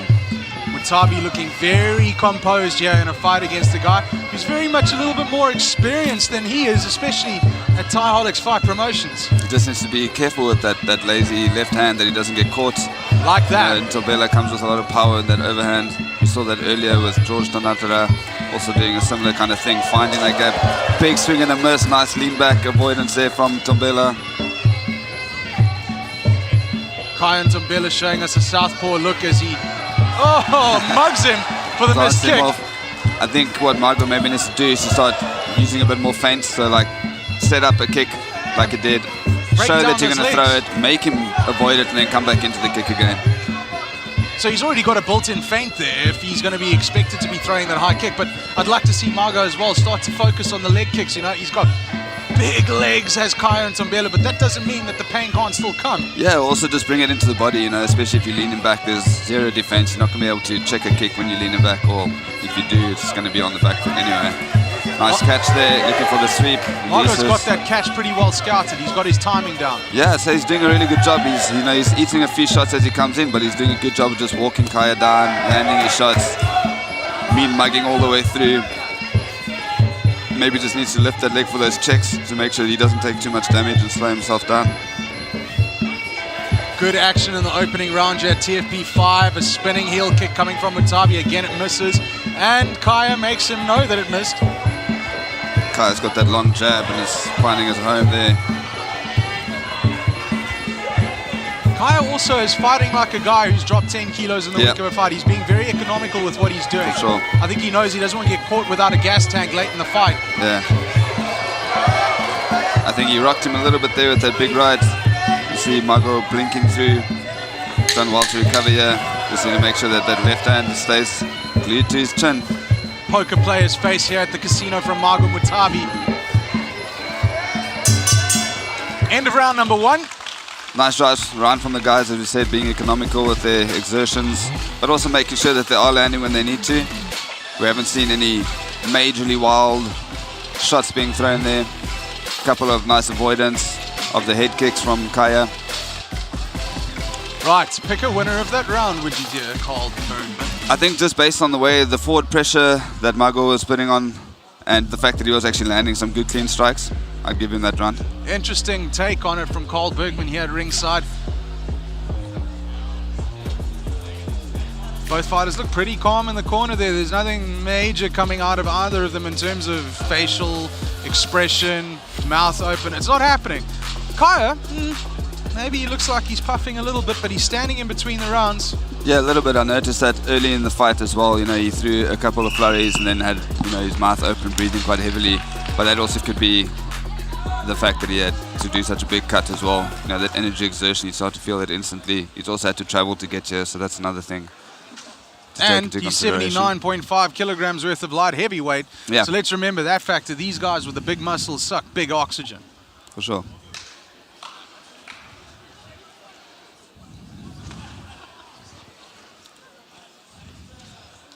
As we've settled in for the beginning of round number 2, Mutabi rushes to the middle of the ring. Both of them did, in fairness. But Mutabi looks like he's got an intensity about him that yeah, so this is where the guys are going to be able to separate out now, and we're going to maybe get a bit more clear idea of what's happening in the fight. Nice slip there from Mago.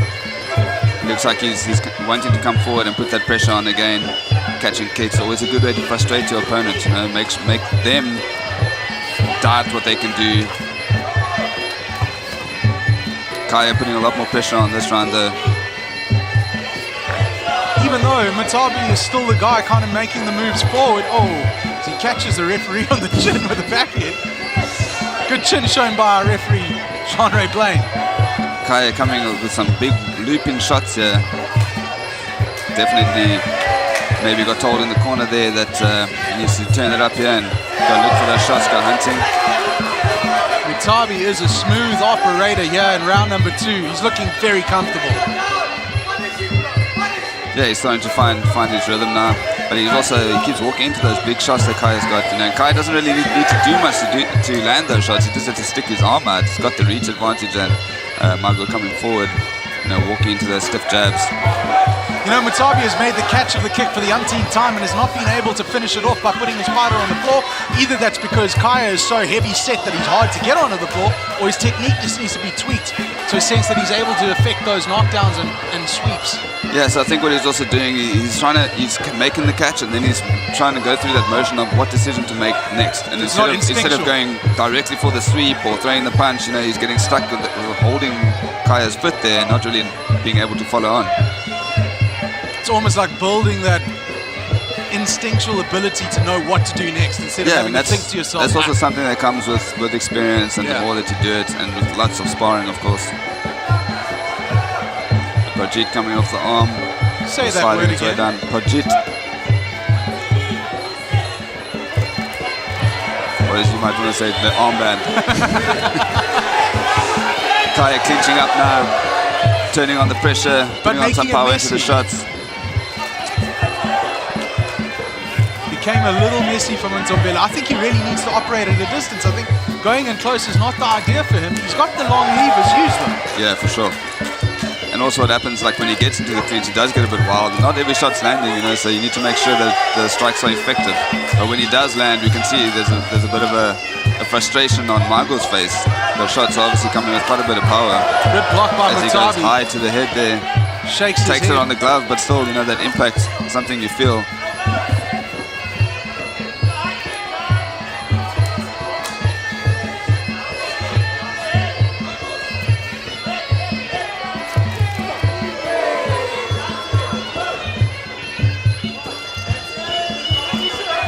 Mutabi making all the movements, going forward, changes position to the center of the ring.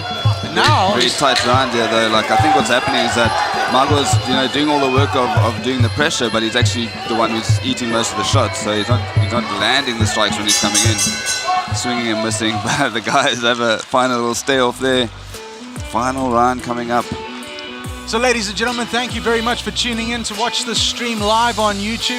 Thaiholics Fight Promotions. Share that link around. There's not much sport going on this weekend, so send it to all your friends to watch the Muay Thai action that's going on here in Cape Town. Of course, we've got the main card coming right up after a break after this fight. And then of course follow us on Facebook, Thaiholics Fight Promotions, and Instagram, Thaiholics_fight_promotions to stay with the play. Our winning fighters tonight were all winning hampers sponsored by Endurade. And of course, every time I'm announcing a winner, Endurade's popping the big green bag with the goodies, and it keeps these fighters motivated that they're getting something out of it, especially the guys who aren't getting paid for the action like the amateurs and the pro-ams. 3 Endurade prizes are going to be given away to 3 lucky spectators in the live venue tonight. And we're going to be doing that during the break. Unfortunately, you're not going to be seeing who those winners are, but we are going to be seeing who the winner is of this fight after this round. It's round number 3. Khaya and Ntombela tries to raise the crowd to get everybody going. Mutabi as well asking his supporters to lend their voices. Both guys trying to dig deep now for this energy. Referee John Ebrahim trying to get them started. Mutabi eats a right hand straight away. He thought it was going to be a tap of the gloves. Yeah. You don't have to do that. You did that at the beginning of the fight. No need for it now. So he's standing in front of Ntombela. He's very square. The hand keeps dropping and he keeps eating those shots as well, especially on the jab. Just to make sure that that hand fires and comes straight back to his chin.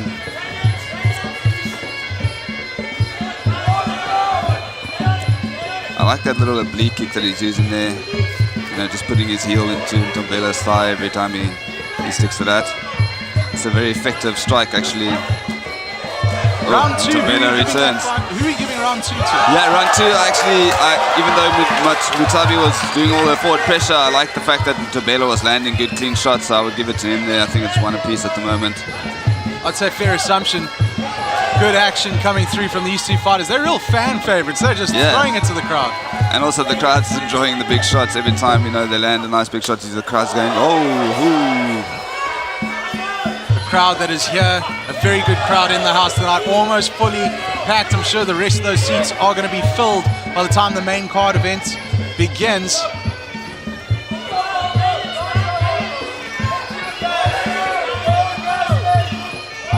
Mutabi's not throwing with all that much venom, I must say. Those kicks are coming in at a pedestrian pace.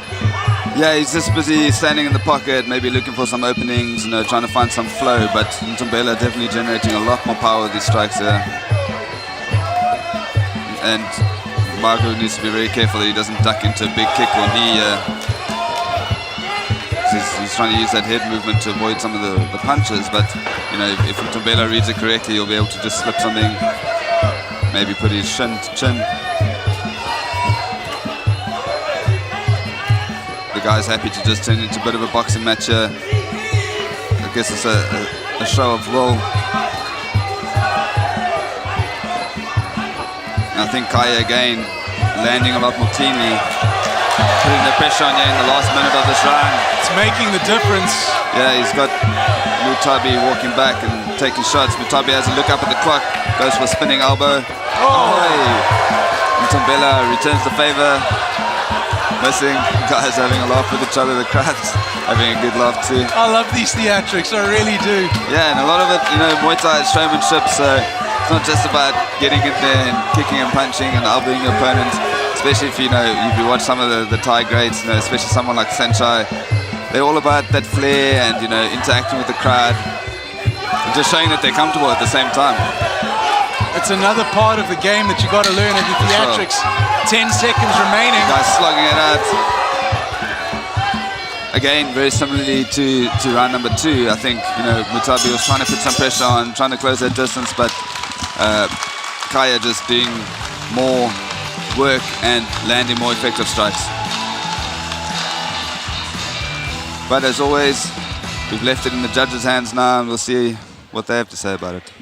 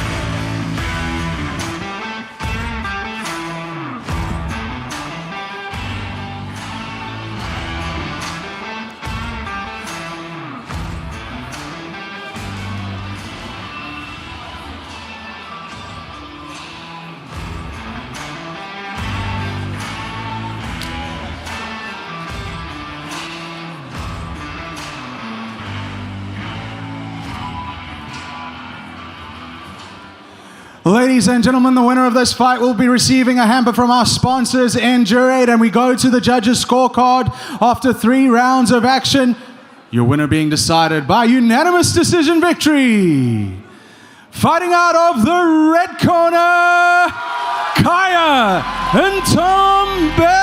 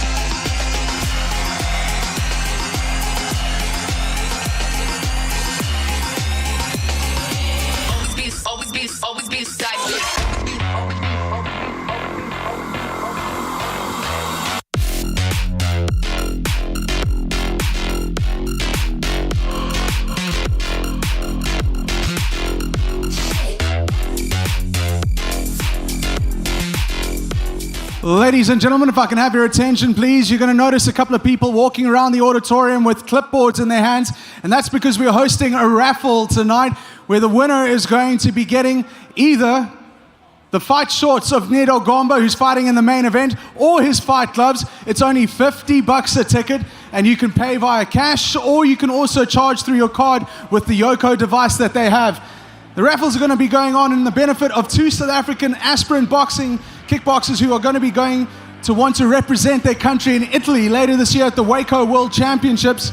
Those 2 fighters, Ben Mostert and Emma Grobler, and the proceeds of the raffle are going to be split evenly between the 2 of them. So please support the raffle. It's only 50 rand a ticket. That's kind of the same price as a beer, which is not much. So just give it to them. It means the world to them. And of course, it's Muay Thai helping out our fellow kickboxing brethren. But if you look in the middle of the ring, you'll see a tall, handsome gentleman holding a blue boxing glove, which is going to be launched out of his right or left hand. I'm not sure. He's right-handed.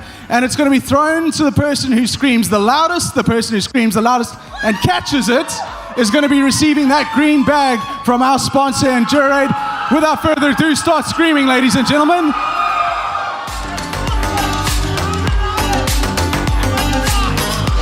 No correspondence will be entered into Marifan. And we go to a break, ladies and gentlemen. You want to bring that glove back. Whoever successfully wrestled it off a 9-year-old at the back, that was terrible. Well done, sir. And yeah, half an hour break, guys. We'll see you back after this.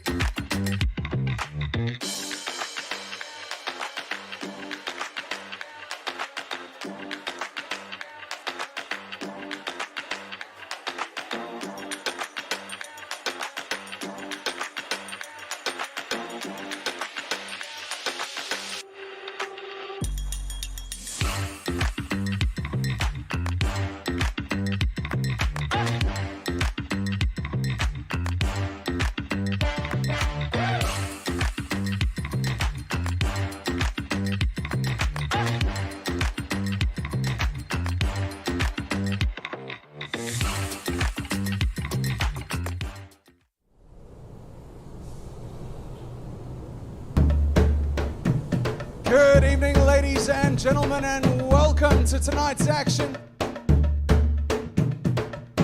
Coming at you live from the Grand West Casino and Entertainment World in Cape Town, South Africa.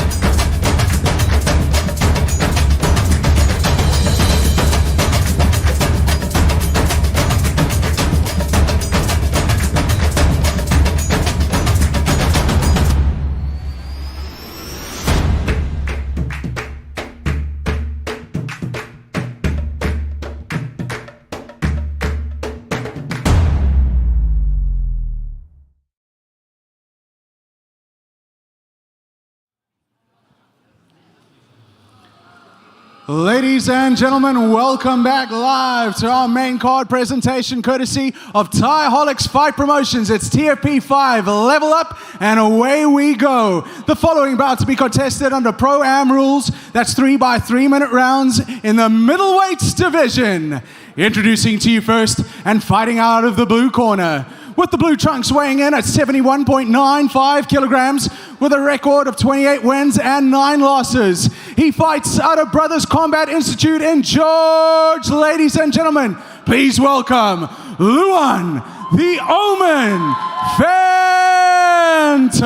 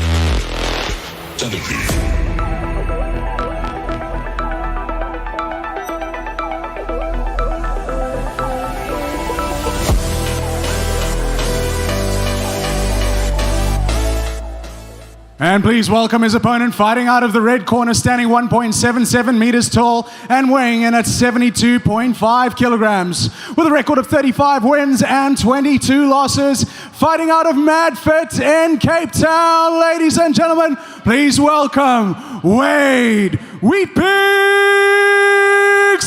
Hammond.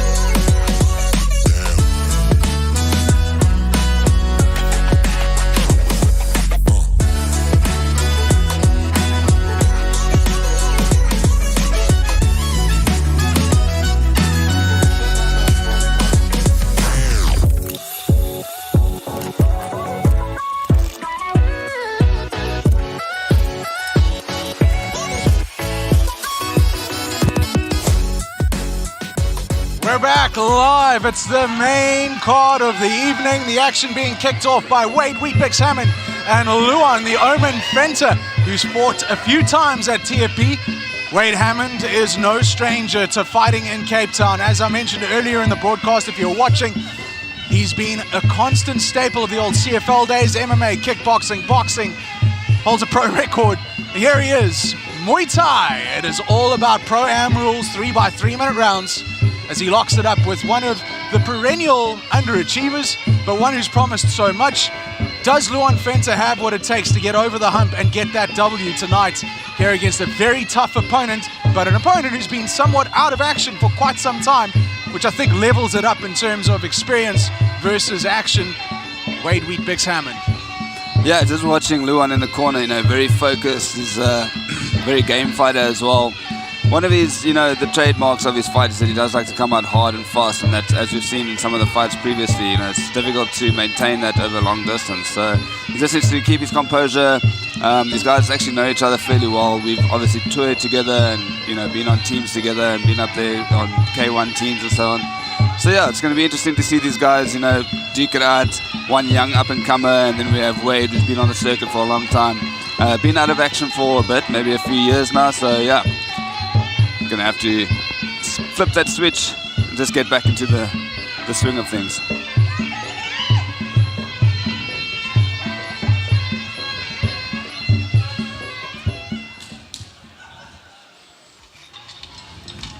As we wait for the action to begin, Jean-Ray Blaine, the referee, once again for this fight. It's an experienced ref in there who's going to have his hands full with two experienced fighters. Despite the young age of Luan Venter, he's had a lot of action since he was a teenager. Big support going from Brothers Combat Institute in George. Good evening, everybody. I hope you're having a wonderful time. I know you're all watching in the gym. Source Grobler, his coach, long-time EFC heavyweight, of course. No harming in that in the shape of the man. And he is now coaching and has been coaching and molding this kid from a very young age. Yeah, the guys put in a lot of good training out there in George. Every now and again when I'm traveling up the garden route, I'll stop by, spar with the guys. Not shy to mix it up with heavy, bigger guys, strong fighters out there. You see both guys coming into this with big swinging shots. Of course, Luan having a little bit of a reach and height advantage. Going to need to use that to great effect as he almost sweeps Wade off his feet there.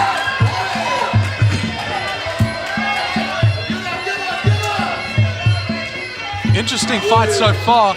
Both of them not afraid to get stuck in. They've already been exchanging with some redness already showing on the side of Luan Venter.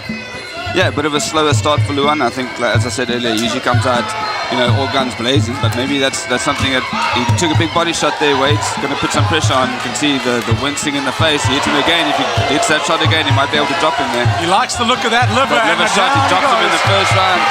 Difficult one to get up from. He's been affected by body shots here before at TFP. Again, he's not using his range like to good effect at the moment. He's going to need to, if he wants to protect his body and protect himself, keep Wade at a distance, using that teep especially. He's in it now with a wily veteran that we have in Wade Weet-Bix Hammond. And with a lot of time still on the card, yeah. Wade also needs to be careful not to get overexcited. Pick his shots carefully and not walk into anything silly. But also Luan needs to just simplify things. Yeah. Nervous energy about him, and simplifying things is not that. Wade again goes onto the body. Can also be effective with those kicks. Beautiful. Wade's got good at boxing on him, so he's busy using his hands to good effect at the moment. Haven't really seen too many kicks from him, but there, that body shot as well. Even if you have your elbow there, you still feel that bit of impact. Nice catch from him, drops it down to the body shot again. Definitely hunting for that. Got a minute left in the round if he wants to put him away. As it stands, probably a 10-8 round at the moment. But also it's worth Luan Venter trying to drag this fight out, because Wade hasn't had a fight in a long time. Although he's had a 9-week camp, he hasn't fought in many months. And it's going to tell, especially when you're getting into the thick and heavy third round. Yeah, for sure. Especially, like as I said, he might have got a little bit excited there, but he's still doing really well. Just needs to make sure that he doesn't eat anything stupid. Drops him again. I think that was a gain to the body. Not sure if Luan's going to be able to get up from this one. He does. He stands up. Wade Hammond is wrecking Luan Venter's lower body there. Yeah, I spoke to Wade last week, and he said he just wanted to come out and put on a show and just do what he does. Again, Luan standing in the pocket, not really doing much to move out the way or keep that distance. There he puts in an effective tee, but Wade catches it and fires back again to the body. If you can drop him one more time, 5 seconds, time's gonna run out. Good job there from Wade. He's dropped Luan twice, So I guess that's a 10-7 round for him. Even if he just coasted through the rest of this, it's going to take a knockout for Luan to come back here. This only being 3 rounds of 3 minutes. 1 minute rest for the guys. Luan electing to stay on his feet. Way down in the corner on the stool. His coach, Matt Leshing, giving him some words of advice there. Of course, Matt Leshing is one of the premier coaches of boxing in the Western Cape, a young trainer who is developing his style of fighting among a lot of the top amateurs in the Western Cape. It's great to see him here, Muay Thai at TFP 5.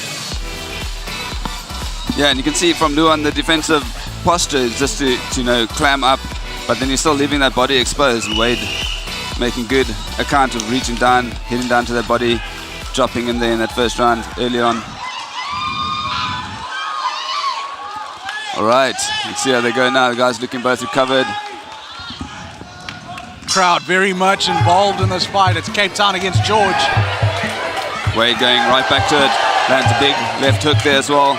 On the counter, catching the kick. Luan doesn't seem to have any answer for it. Just shelling up. Definitely needs to make use of his range.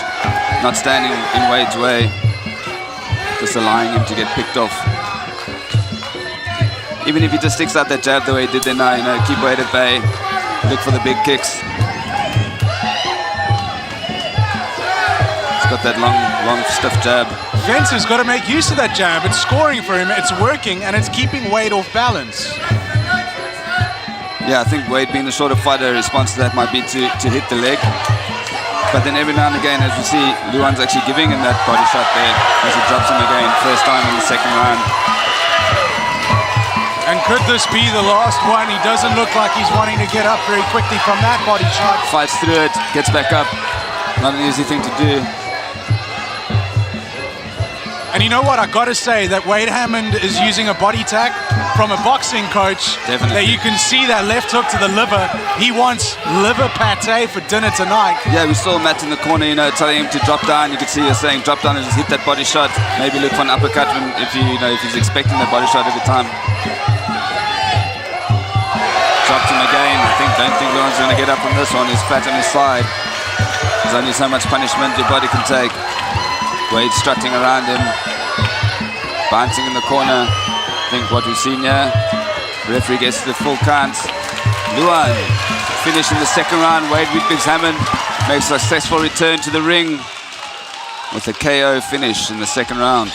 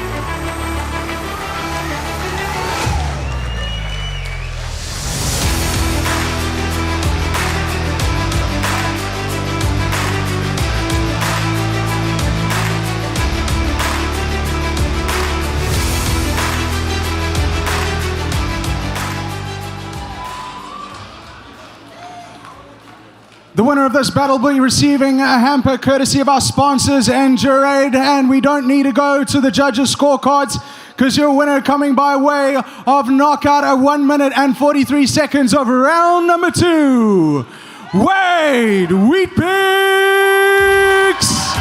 Hammond.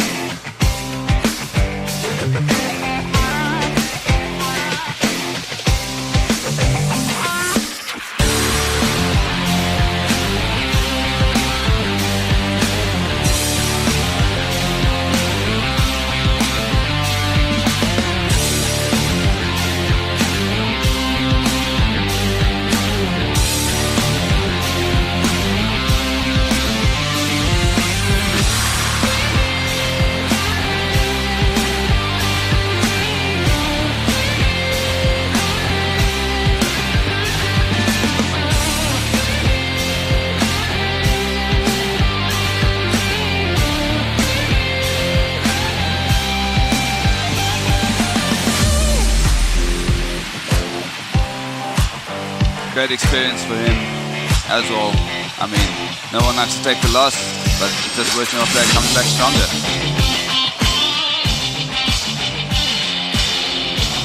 See that body shot paying dividends over time. Just kept working until Luan couldn't take it anymore.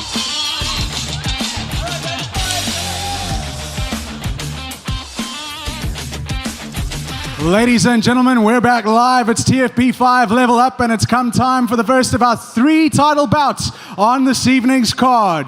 This particular bout, 3 by 3 minute rounds, Pro-Am rules, and it's for the middleweight WMO South African Championship. At this time, it's to welcome to the ring the challenger, fighting out of the blue corner with the blue trunks, weighing in at 69.8 kilograms with a record of 7 wins and 3 losses. Fighting out of Nakeng Muay Thai, please welcome Paul Kombol.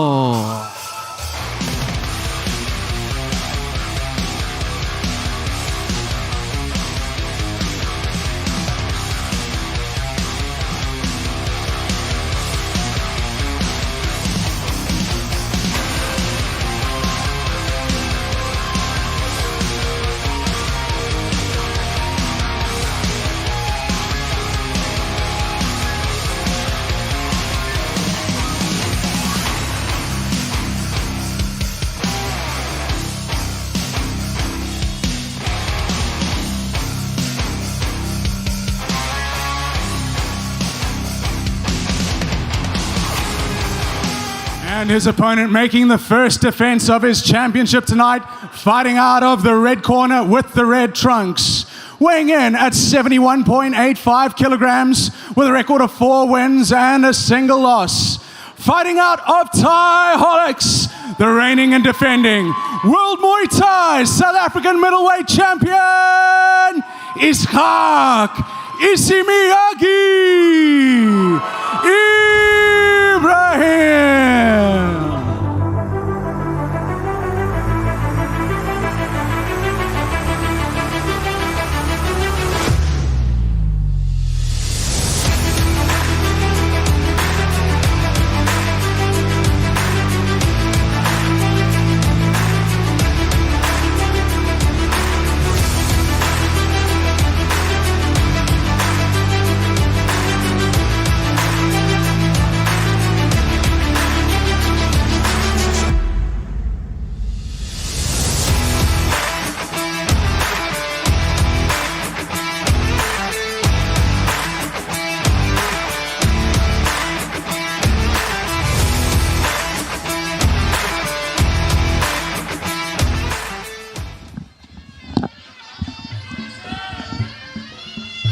As I mentioned in the announcement, the first of 3 title bouts that we have on tonight's card.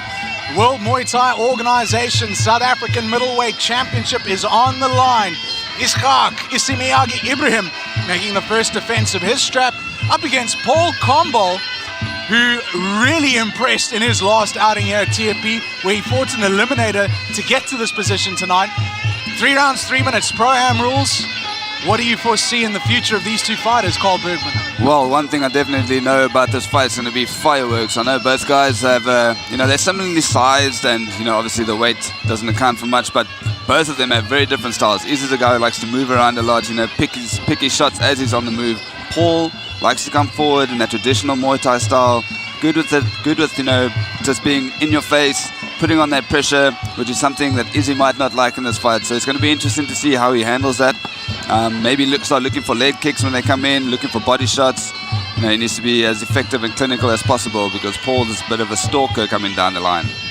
I spoke to Issy, and I'm just going to refer to him as Issy from now on, if you don't mind. I spoke to Issy earlier, and he said that this has been, although a tough weight cut, much better, because he's had the use of 2 good legs in his previous fight where he won the strap.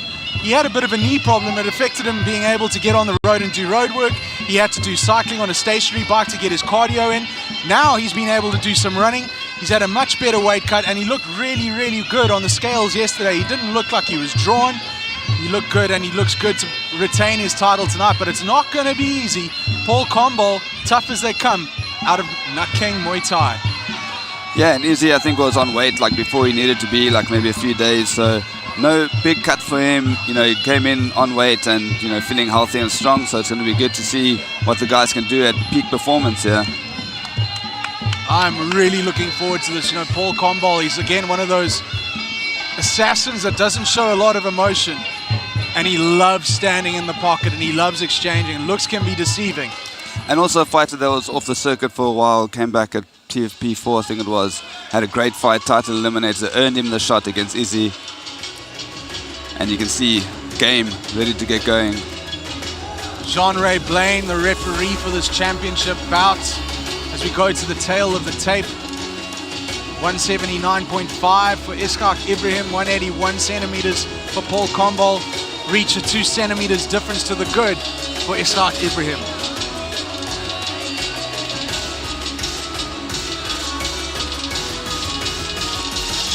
Final instructions from head coach Nicholas Radley of Thaiholics.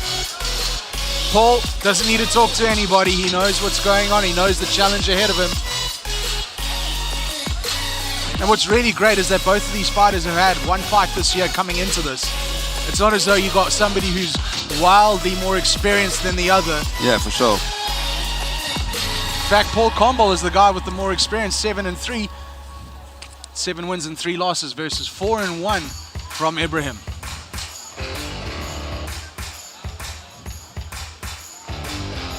This being the first time that Izzy's defending this belt as well, you know, there's a lot of pressure in on that, but I think he just wants to get in there, throw down, show that he had a good camp, to make his team proud.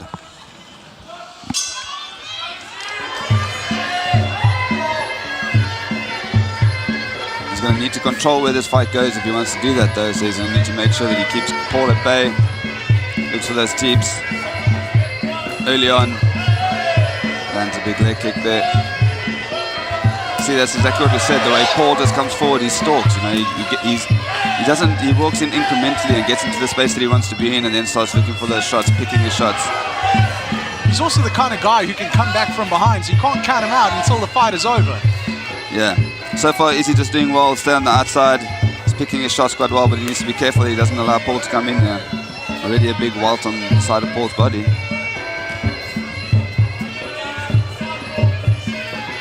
Ebrahim's a smooth operator. You know, the one thing that I was very impressed in about his last performance is the way that he uses that teep, and he's not afraid to use it from a close distance either. Yeah, and he's like got some wiry technique, you know, he's got a lot of feints on him and he likes to move around. So he keeps you guessing, makes you come forward and then picks the shot from there. And that's what makes his teep so effective, is that he doesn't usually do it pushing forward, he makes you come forward and use your own momentum against you.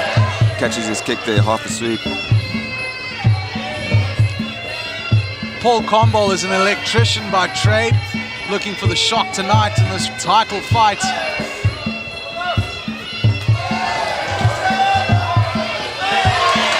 First time we're seeing the guys getting in the clinch here. Good use of the elbow inside by Paul Kombol. Yeah, Izzy needs to make sure he traps that arm, doesn't allow it to move. He's got some stabbing knees as he put into use here. Paul's still looking for that outside elbow. Big knees himself. Yeah, the stomach is starting to redden. Good work from both guys. And a little pop of the jab on the way out from Isghaack Ebrahim. You can see that determination in his face. He's locked in. Paul stalking forward. Last minute of the round.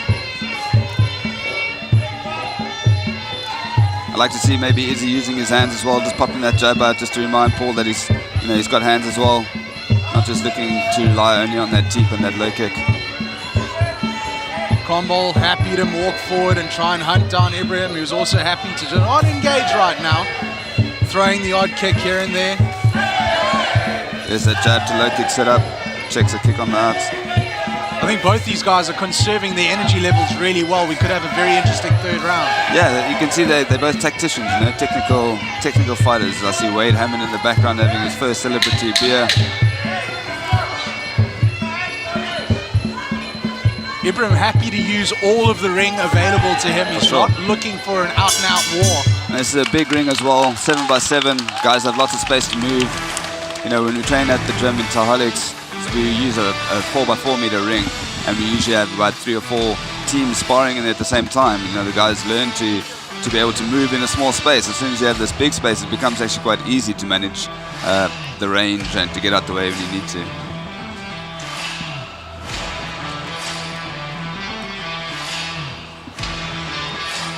Crew Nicholas Radley in the corner, looking to set up longer distance. I think he's telling Izzy to hit that inside leg, to feint, drop down, and maybe look for the kick.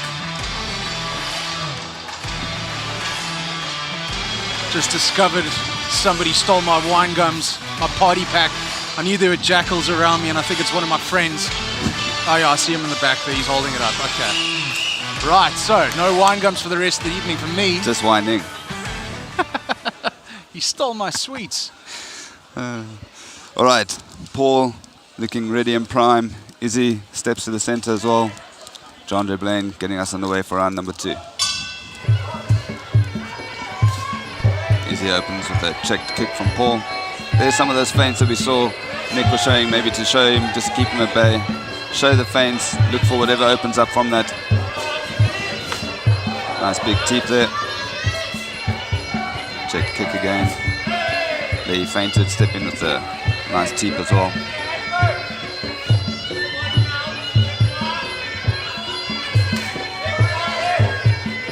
You can see Paul as well slowly getting into his rhythm. Nice combination, nice flurry there from Izzy. Landed the shots up top and finished with a nice body kick. Little switch stance, has him thinking about what's coming next.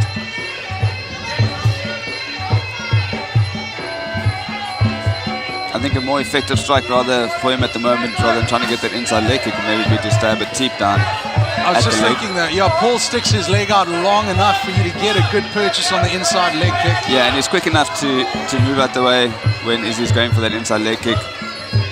Accidental shot to the groin there. To Paul's elbow pad also slipping down.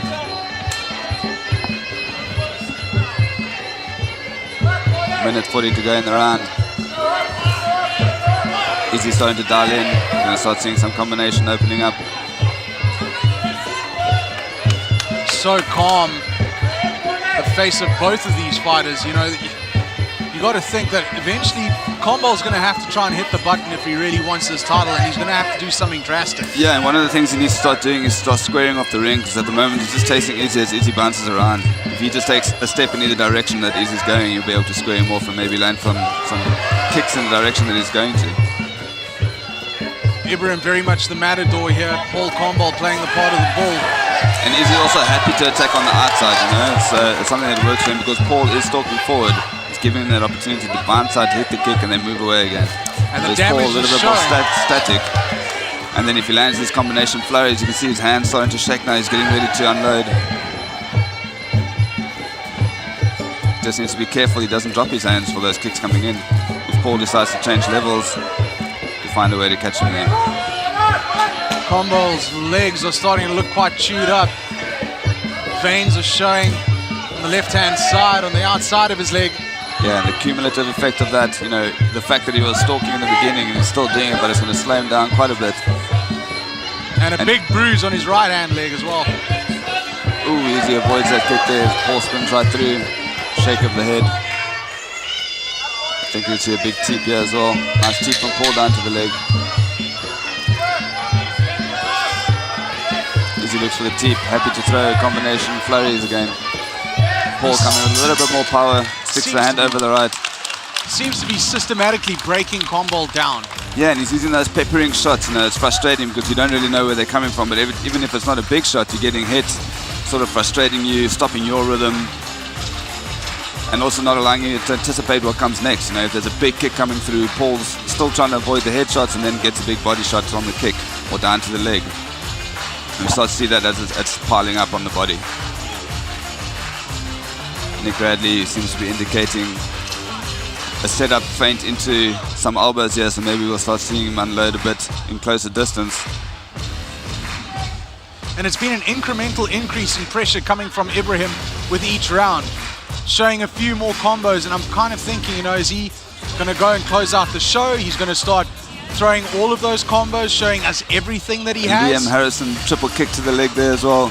So what he's doing is basically busy allowing Paul to come in. He's stepping back, and as he gets himself in the pocket, he fires off. If he squares up against the rope, he knows to put the kick in and then move around. So he's busy, you know, like you said, he's playing matador. He's letting Paul come in, and he's busy dictating the pace of the fight at the same time. That's easy, I mean.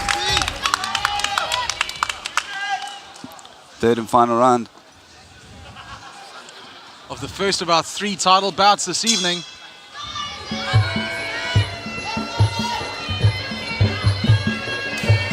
I think for Paul, what he needs to maybe do is actually start loading combos of himself. So he needs to actually get stuck in, throw the hands, start maybe with the right straight, you know, give himself that reach without allowing Izzy to move out of the pocket. Izzy doing a good job though, you know, using all that space to good effect. Bouncing around, playing with the space at the same time, making Paul come to him and then stabbing a shot.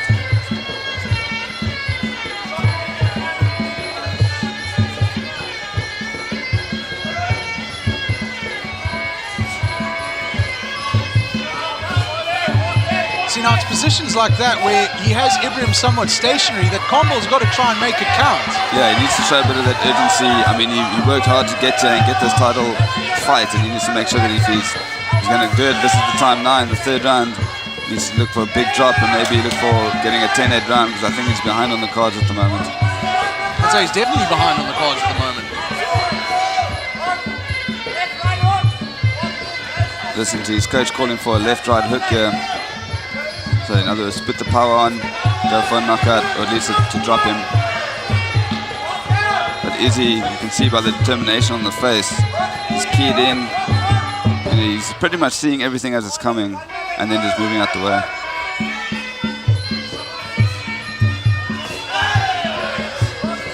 Paul, you can see the frustration on Paul's face as well. It's like he doesn't really have an answer for the style of fighting that Izzy's got.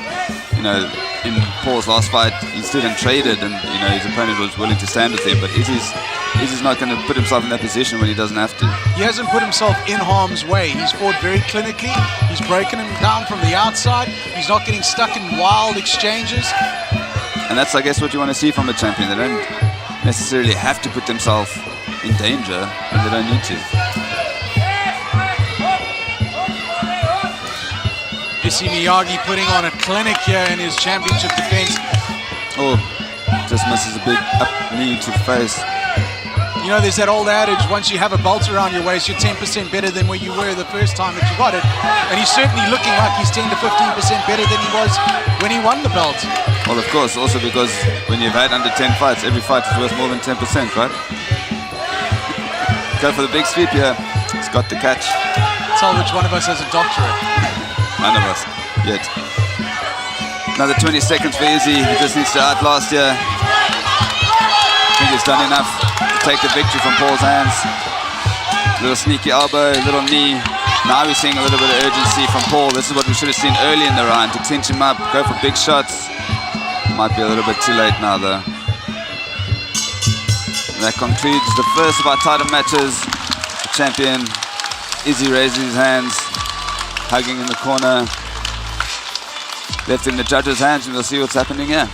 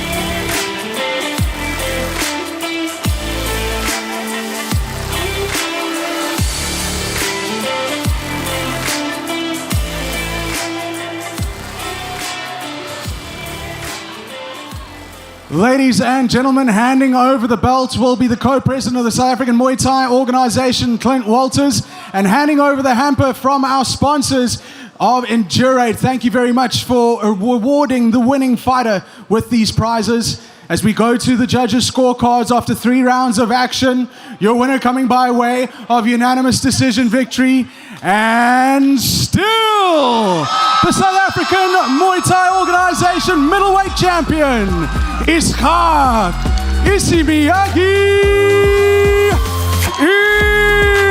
Ebrahim.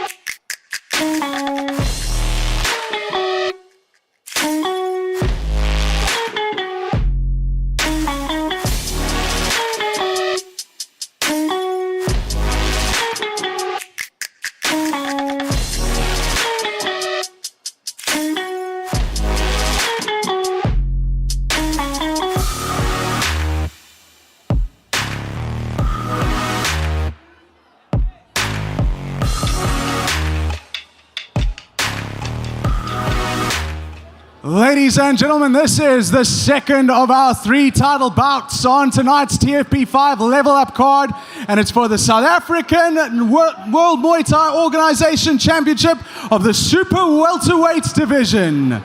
Ladies and gentlemen, introducing to you first the challenger tonight, fighting out of the blue corner with the blue trunks and weighing in at 66.67 kilograms with a record of 19 wins and 15 losses. He fights out of Brothers Combat Institute in George. Ladies and gentlemen, please welcome Jean-Luc Adendorff.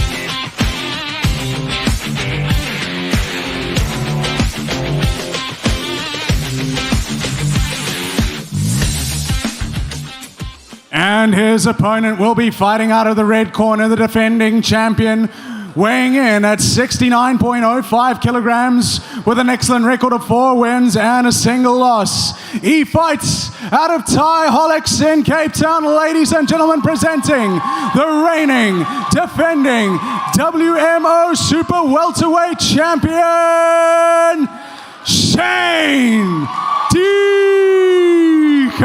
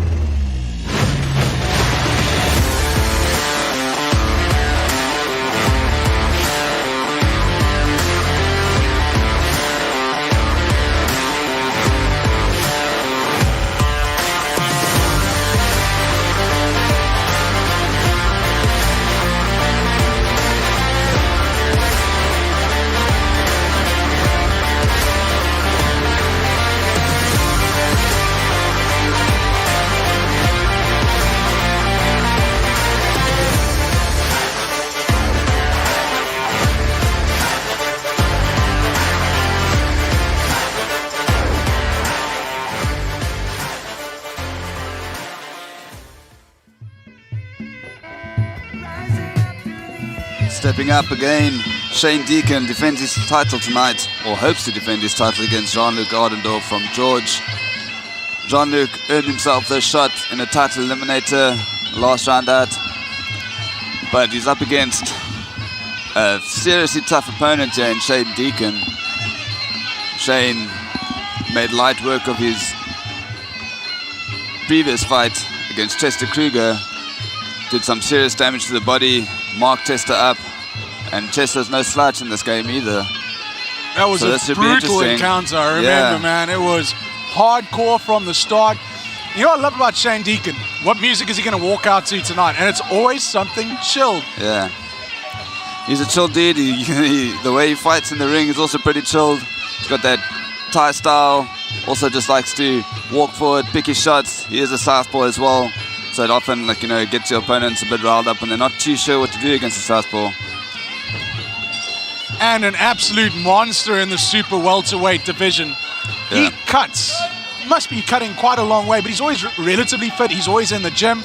He's always sparring with his counterparts across town against other gyms. He trains a lot with Gomba, who's going to be in our main event.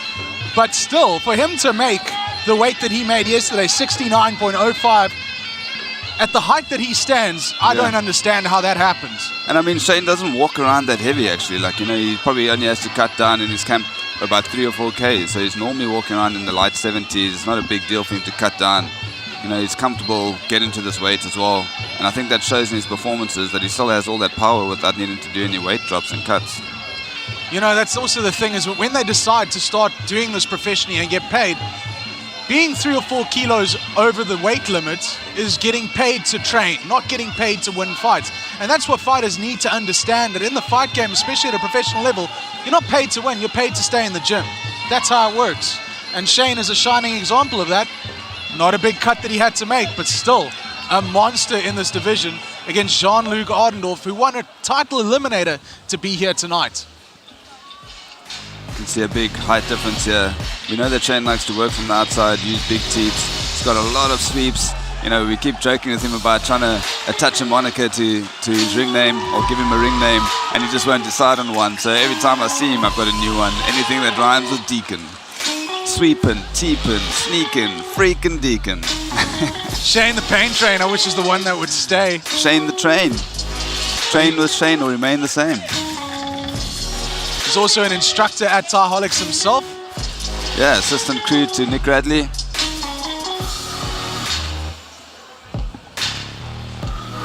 I think the only one that gives him any lip in the gym is me. Well, you're bigger. Yeah, and I'm old. Sorry, I mean, veteran. And that's how you got this job today. Being old. No, just giving lip. Ladies and gentlemen, this is the second of our 3 title fights. We just saw Shane Deacon's gym mate, Isghaack Ebrahim, successfully defend his title the first time. This is Shane Deacon's first defense, potentially. And we're moving into the last of our Pro-Am fights. 3 rounds of 3 minutes. And then we move into the pro segment straight away after this fight, where it's going to be Anthony Melo of Pride Fighting Academy up against Thabo Chauke of Mamelodi Warriors, and Ncedo Gomba up against Martin Achebi of Kenya. So you can already see that big height differential here, Shane working off the teep. I think for Jean-Luc, needs to be careful not to leave himself too exposed, because he is going to have to take a few shots to get inside. Maybe look to catch a kick, go for a sweep, make Shane think a little bit about, throwing wantonly. If he keeps allowing him to just throw kicks and teep him, then Shane's going to get into a real comfortable position here. There we go, nice catch. Got to attack that leg. And I know Shane doesn't like that. He's the guy who's normally doing that, in the gym, in the ring when he's fighting. Already a little bit of frustration and countering, but still relatively calm. You see the way he squared off there. That's what we needed to see from Paul. Maybe just tapping into the side step. Jean-Luc is fighting like he's fighting for a title. It's good to see him come in here and give Shane Deacon something to think about. Yeah, I think he just needs to be careful. He's dropping his hands sometimes when he's trying to defend the kicks. You don't want to be eating a really big kick, because Shane's got powerful kicks in him. So much power is generated from his hips moving forward with the kicks, especially with those teeps. He's got such a slick, classic Muay Thai style. Joy to watch. Oh, he teeps him off. That's why you get one of the first things you learn is to move the teep off the center line. So if you do catch it, you don't get pushed off. See, like that, you can't be going for the low kicks in case Shane decides to switch it up and bring it to the head. Adendorff has got to get himself off the ropes, though. This is not the place you want to get caught against a champion with the levers that Shane Deacon has. Yeah, and he was very comfortable in the clinch, working on those knees. Possibly, he's calling for a sweep. And we know he likes the sweep game. Jean-Luc as well needs to make sure he doesn't gas himself out. It's only the first round. He's doing well to catch the kicks. Maybe not as effective off that. I think for him, it's going to be a little bit difficult to sweep Shane, but a nice catch release and a counter from there is a good way to go about it. Oh, massive knee from Shane. He drops another one like that. I feel Jean-Luc might go down. Jean-Luc's in a bad spot right now on the ropes. He's standing there and eating big shots. Shane used a lovely step-through knee there on the left side and just planted it right in the solar plexus. And that could be the undoing in this first round for Jean-Luc. He needs to recompose, maybe get out the pocket just for a little bit. He's got 15 seconds left in this round. Oh. Another big knee. That one hurt. You could tell the grimace from Jean-Luc's face. He doesn't mind. His hands are low. He's not afraid of Jean-Luc's power. Slipping his elbows in, the pads come off his arm here as well. Touch of the gloves end around, Shane lifts his hands. One really gets the impression that Jean-Luc Adendorff right here, right now, is having to punch above his weight class. The size difference between the two guys. How much would you have said Shane Deacon rehydrated from his 69.05 to what he is right now? Yeah, I didn't actually chat to him much about the rehydration, because as I said, he sort of stays in this position anyway, but he's probably got on another 2 or 3 Ks, whereas for Jean-Luc, even if he packed it on, it doesn't help him to make that differential in power to his size ratio, If anything, it slows him down potentially. For sure. Especially when he's the guy that needs to get on the inside, and Shane's busy picking him apart and throwing big kicks. But I mean, as we say, he didn't do too badly. There's times where, for instance, he got in there and throws that overhand, comes in with some nice punches. And he's catching some good kicks, so, the technique's there. You kind of get the impression that if he's going to operate on the inside, being the smaller guy, he's not going to out-physically maneuver Shane Deacon, but he's got to make it ugly on the inside so that Shane doesn't get into a rhythm where he can control the situation. He's definitely got to disrupt Shane's techniques. The catches work well for that. Good teeps to the leg, for instance. But I think what we're going to start seeing now is, Shane's a traditionally slow starter, and we might start seeing him quickly open up here and look for maybe a big finish, start bringing the power early on. He's got 3 minutes to unload here. Looks for a high teep. Smell the feet. He's just, he's swinging with complete disregard for Jean-Luc at the moment. Yeah, he really isn't worried about what's being thrown back at him.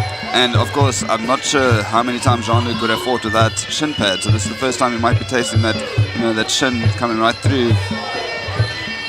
can see his body's vaulted up. No, bit of background Breathing. information on Jean-Luc. Armed response officer is his daytime job. And he's got a lot of experience in the junior ranks and the amateur ranks. But this is a whole different ballgame. Yeah, Shane's just one of those, you know, he's like a cloud that just smothers you. Look how he's just able to walk down his opponent and just pretty much at will, body shots, knees. You saw some good damage he did in the first round with those shots.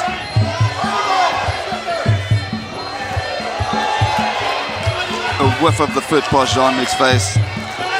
Shane walks in with a big knee and elbow, sneaky inside. You see a little bit of respect. He could have actually dropped in there, but he actually gave him the count. So a minute and 40 to go in this round, a minute and 30 when they get back to it. Such a thudding elbow that Shane Deacon threw at Jean-Luc Adendorff. It really, his whole body shuddered, not just the head. Huge breaths he's trying to take now just to recompose. There's enough time here for Shane to do some serious damage still though. Jean-Luc not looking very comfortable in the clinch. Inside elbow. Those teeps as well, you know, to the body. Gets a knee to the glove. Lots of respect shown from Shane though, you know, he's not looking to do serious damage and finish him when he's got in that position. It's good sportsmanship. Adendorff is shaking his head like he's almost thinking about bottling it. He's puffing, and I mean, he's taking some serious damage here. But he's got a lot of heart, so he says that he'll go back to it. Opens up with a big swinging punch. But Shane just lining him up here, looking for the finish. Big knees on the outside. It's amazing how he can bring his knee up so effortlessly up onto the right-hand side like a punch. Yeah, taught him well. Big inside elbow from Shane as Jean-Luc rattled. I was hoping the referee would jump in there. It's turning into a beatdown here, and Shane Deacon's first defense is looking a lock to be a success. Yeah, I think that you might call it here, but that elbow definitely had his eyes rolling for a bit. 10 seconds to go. It's almost sadistic, the way that Shane Deacon's dancing around, asking Jean-Luc to come out. Jean-Luc showing a lot of heart here though. Shane dancing around, having fun in there. So yeah, as a coach, what are you saying to Jean-Luc? What do you say to him? Keep going. Do what you can. You know, keep taking these shots. I think again we need to start thinking about some technique. You know, he's behind on the card quite a bit now because he's been dropped in both rounds. What he needs to really do is look for some big sweeps. You know, he might not get the victory here, but you know, there's a lot that can still be done in terms of getting some good experience out of the rounds. Now here's the thing. Yes, it is a South African title fight, but it is a pro-am fight. At some stage, somebody from the corner might have to start considering that another round of reckless damage is not going to be worth Jean-Luc Adendorff's career going down the stretch. His health, his head, his heart. You know, sometimes you might have to think of saving the fighter from himself. Yeah, sure. And a lot of these strikes aren't just, you know, punches that are like deep thuds. There's like some sharp knees coming in. It's knees to the head. His body's also taking damage, which is making him tired and opening him up for, you know, exposing him to those big shots. I guess it's always down to the coach, but at the same time, you don't want to pull the rug out from under him. If he's saying, I'm ready to go, you want to give him that opportunity to at least, you know, keep putting that pressure on, keep getting that experience. And if every fighter was allowed to decide their own destiny, there'd be a lot more bad cases of brain damage running around. You know, it's up to the coaches to save a fighter from himself. But we'll see what Jean-Luc Adendorff can pick up in round number 3. Actually started this round off a little bit better than the last round. You know, he's looking a little bit fresher, but as these shots start to come in, Shane's playing around with switches. You know, he's looking super comfortable in there. He's got a cut himself. I'm not too sure where that came from. Wow. Jabs coming out. Big teep to the body. Flying elbow at the top of the head. Jean-Luc taking shots on the knee. From the knee. Big spinning back fist. Got to get out that corner now. Seems stuck here. Shane working. Oi, a big double elbow. Again rocked him. Jean-Luc needs to at least make sure he keeps his hand up. His elbows are. And then Shane drops him.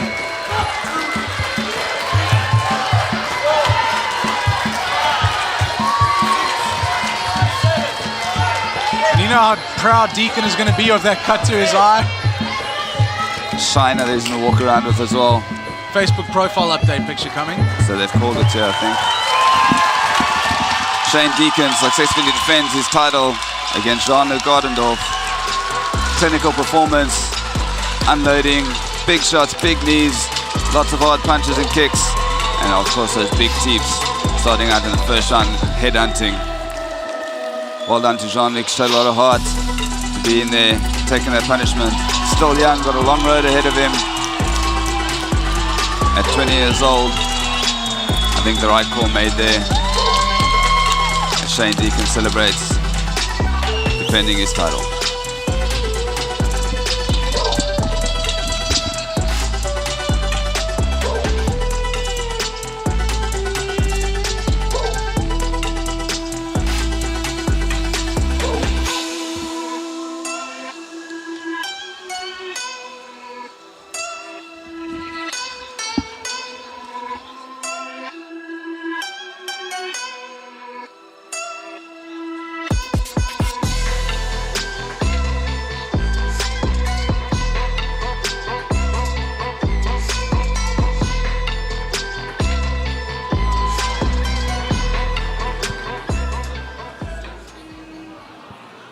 Ladies and gentlemen, the winner of this bout to get a hamper from our sponsors Endurade, as well as the title, the South African Muay Thai Championship in the Super Welterweight division, to be handed over by Clint Walters. Ladies and gentlemen, this bout comes to an end at 1 minute and 10 seconds of round number 3. Declaring your winner by technical knockout, and still the WMO South African Super Welterweight Champion, Shane Deacon.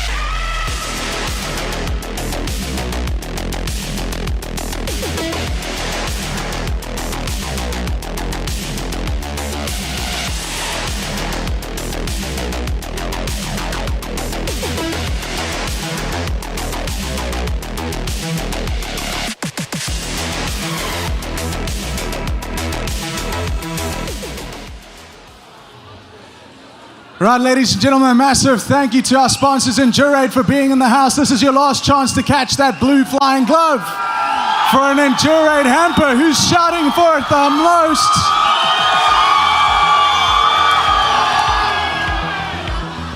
most? Snatched by a little guy.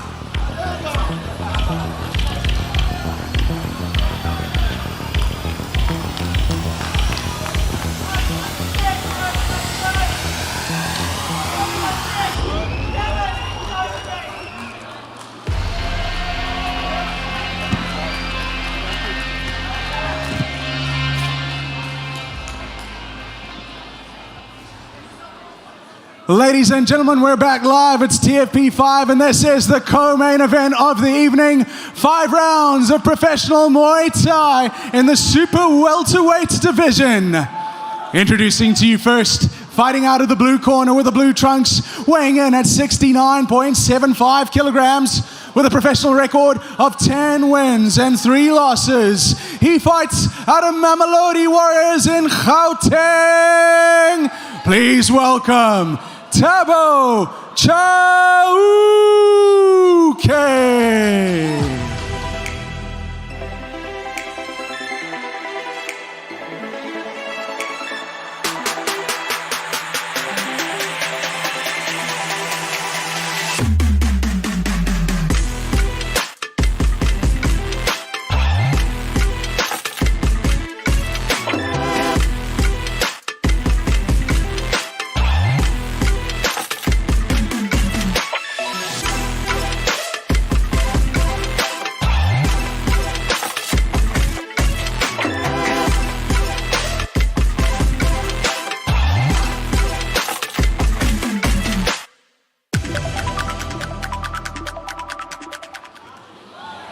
And let's welcome his opponent, fighting out of the red corner with the red trunks, weighing in at 69.65 kilograms with a professional record of 5 wins and 5 losses combined. Fighting out of Pride Fighting Academy in Cape Town. Introducing Anthony Mailer.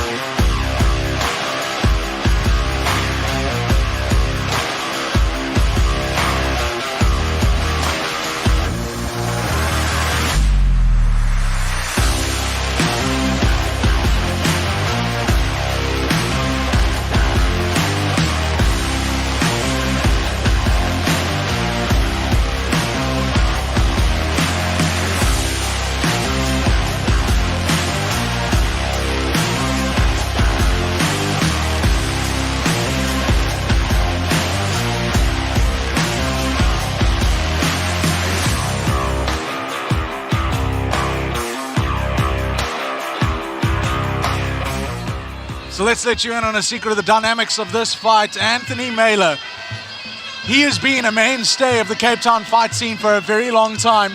And some of you might recognize him from EFC, where he was an MMA practitioner. And he took 3 years off fighting. He had the birth of his first child and just needed to realign himself. Now he's back. He's into Muay Thai. He's wanting to do it professionally again. And he still has years left on the clock. So Anthony Mailer is rebooting his career. 1 child in the bank and looking to make cash in the bank from his professional segment of his Muay Thai career. Yeah, he actually shocked me a little bit today when he told me he was only 29 years old. I mean, Ant's been around for as long as I've been in doing this as well. So, I mean, he must have been a teenager when I first met him then. So yeah, it's good to see, you know, these guys again, one of the comeback kids, getting back on the scene. Hasn't fought since 2018. Coming up against a strong opponent though in Thabo Chauke. Mamelodi Warriors, you know, they breed some strong camps out there. Got a lot of good kickboxers, some of the guys fighting MMA as well. And yeah, he looks like quite a tank. So we'll see what's going to happen here. Good to see Ant back in the ring again, training out of PFA.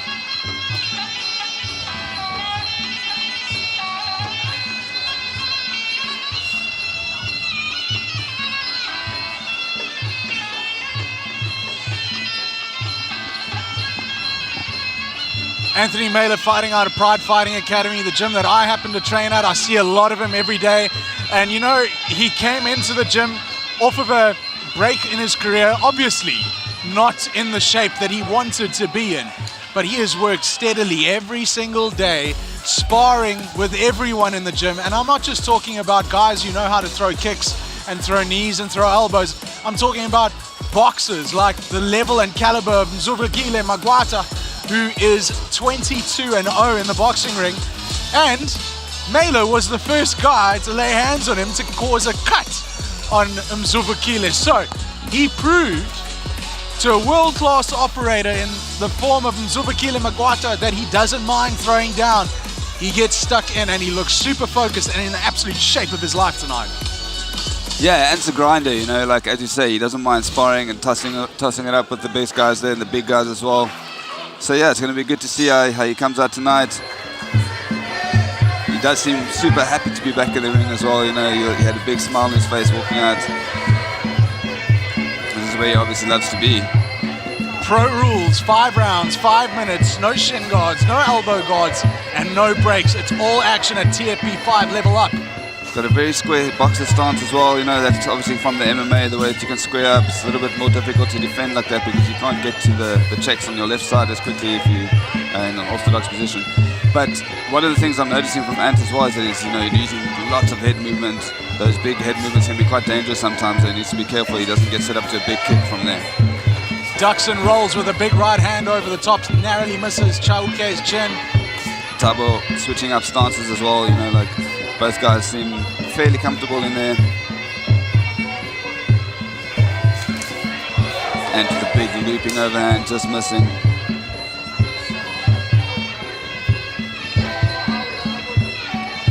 You know, 5 rounds, a lot longer for these guys to be in there. You know, they can start off a little bit slower, traditionally. Doesn't always happen like that though. Looks like Chauke is really planning on planting his legs and throwing big bombs. He's not as light on his feet as Anthony Mailer is. Yeah, he's bouncing around. The only time you're seeing him be light is when he's not in contact, when he's busy bouncing around, moving around. He needs to be careful that also ducking his head there not to eat an elbow as hand comes in. If Anthony picks that up, throws that big right hand as a feint, gets him to duck into an elbow. Yeah, I think he already did half a setup by putting the jab out and then stepped in, and just by the time he got there, Thabo's head is out the way. Something similar to that, if you can step in, give a nice slicing elbow. Of course, we've dropped the pads now in the professional rules. You know, elbow pads slip there from Thabo as he goes into the big kick. Mailer landing that big kick on the left leg of Thabo Chauke. Yeah, you can see with both guys being quite experienced, their ring awareness and their like fight IQ is pretty good. Nice cheeky little sweep trip.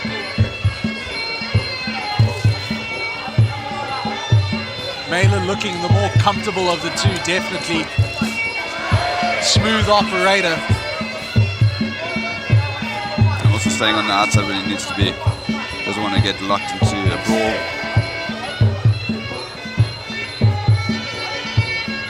Just need to be careful not to drop that left hand too much as well. Courtesy of a left hook.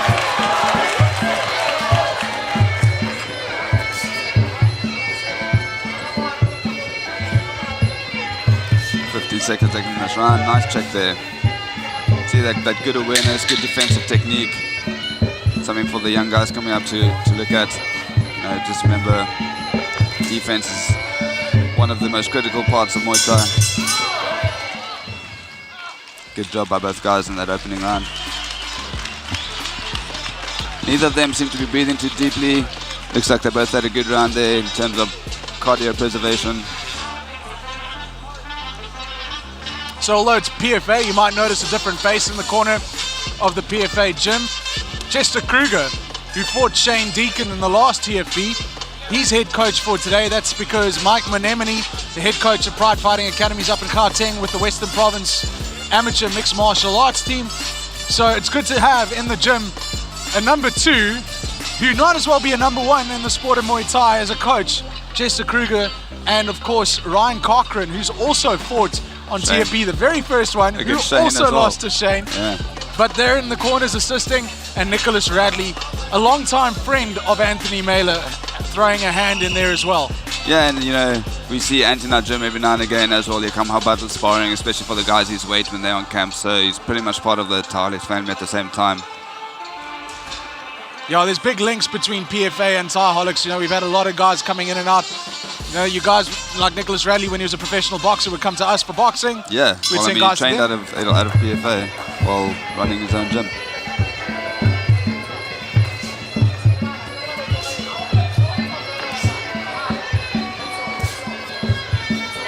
And he'd maybe set that left hook up with a little jab, even if it's a light feint. See Thabo throwing with, you know, a lot of power, landing on the gloves. Caught him well and put him off balance. A good left hook, timed to perfection. Good counter there, you know, as Thabo's coming in. Ant's busy reading him, timing it right. I love the temperament of Anthony Mailer in this fight. He's looking so calm. And the tight guard as well, you know, there's a lot of different ways to defend yourself in Muay Thai. A lot of the guys, especially like, you know, coming from K1 backgrounds, have this tight guard. The Thais don't really like that because they like to have their hands out and, you know, use their checks and lean backs. But for a lot of the guys coming out of K1 styles, they're happy to stand there in the pocket and take those shots on the arm.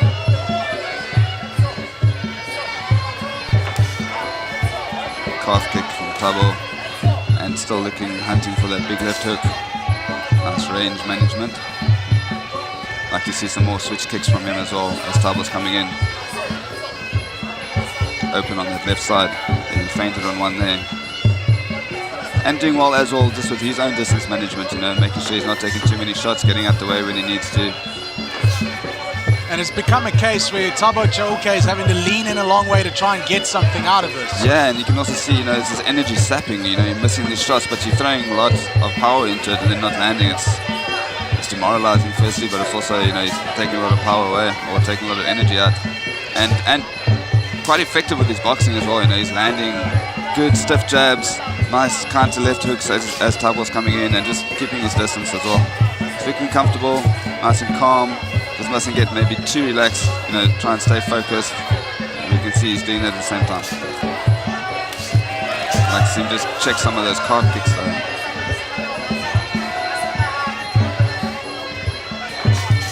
Oh, nice big left hook again. Thabo needs to be careful every time he comes in. He's got that right side of his face exposed and making good profits from it. Buckled the leg of Thabo Chauke. Yeah, and Thabo also looking like he's starting to fatigue a little bit. As I said, a lot of energy sapping things going on in the ring here. Nice teep there from Ant. Puts Thabo on the canvas. Nice check as well. Beautiful. Elbow and knee cover. Sticking the jab and starting to find his own rhythm here. Very comfortable. Starting to find a little bit of bounce. Oh, lovely left hook as he comes in.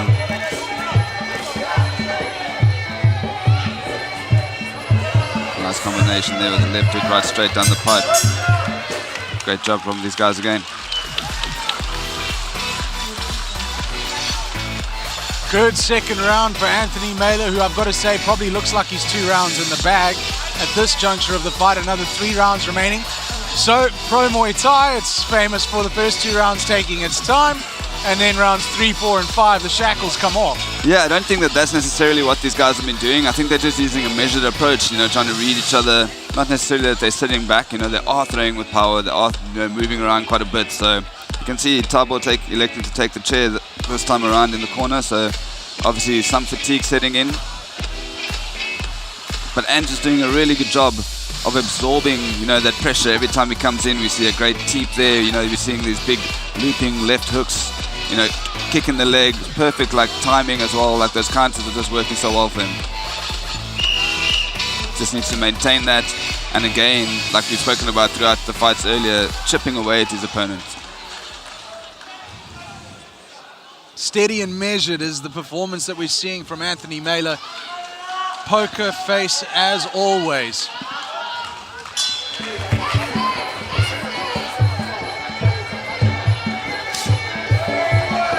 Nice.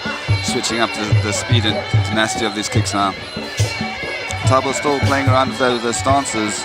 It's actually sometimes putting him at a disadvantage when he's switching and not actually doing anything with it. And Ant gets to read and look for a big kick off of it, putting his front leg.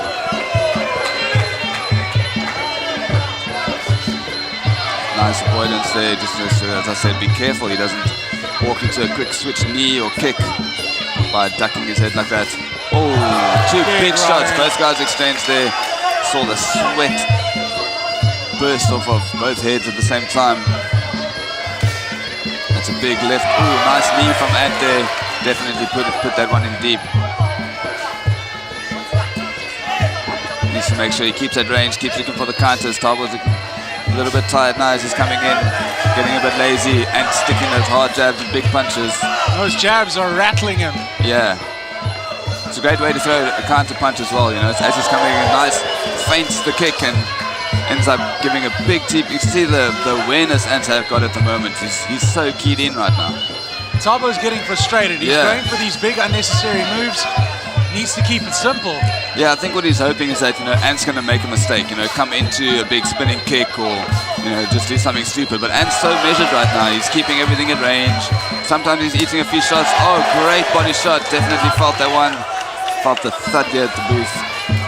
Nice spinning back attack, catching a bit of glove. And the demoralizing effect of that is when Anthony throws something big and flashy, he's landing. It lands, yeah. Ooh, swing and a miss there, big one. And at the same time, even though he's throwing with power, he's actually conserving in between. When he's not attacking, he's very calm. You know, nice catch, look for the sweep. Oh, great work there. Points on the catch board. And sweep. I always say getting up from a sweep is more tiring than anything else in the fight. Nice stiff jab from Ant again. Thabo's hunting for those big shots in this third round. Could be a sign that the gas tank is, you know, about to be depleted, so he wants to land a big one, make a bit of a mark here in this third round. Such a clinical performance from Anthony Mailer so far. Ant's doing a great job. Also shows the experience, you know, he's had over 70 amateur fights, 10 pro fights already, fought in different organizations and different styles. You know, his fight IQ is high. He's been doing this for a long time. 3 years off has done him the world of good. Yeah, exactly. And as he said, he's come back composed and measured with a bit of, you know, that desire to get back into it.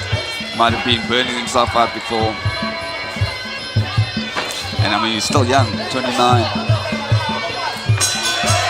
Great round from the guys. Thabo breathing fairly heavy, also limping on that right leg. Yeah, that leg's being chewed up tonight here at TFP 5 full swing. Yeah, I think the most effective strike for Thabo at the moment has been maybe his calf kicks. That's the only thing I've really seen where he's actually catching Ant. Otherwise, Ant's doing a great job checking most of the kicks, you know, moving his head out the way. Nice counters.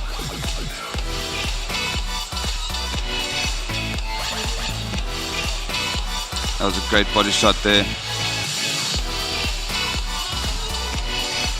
Thabo also, like, you know, he seems to be like maybe he's a counter fighter himself. The way that he's fighting, he's sort of waiting for Ant to do something, and then when Ant doesn't, he comes in hesitantly, throws something, and Ant just avoids and lands his own counter attack there.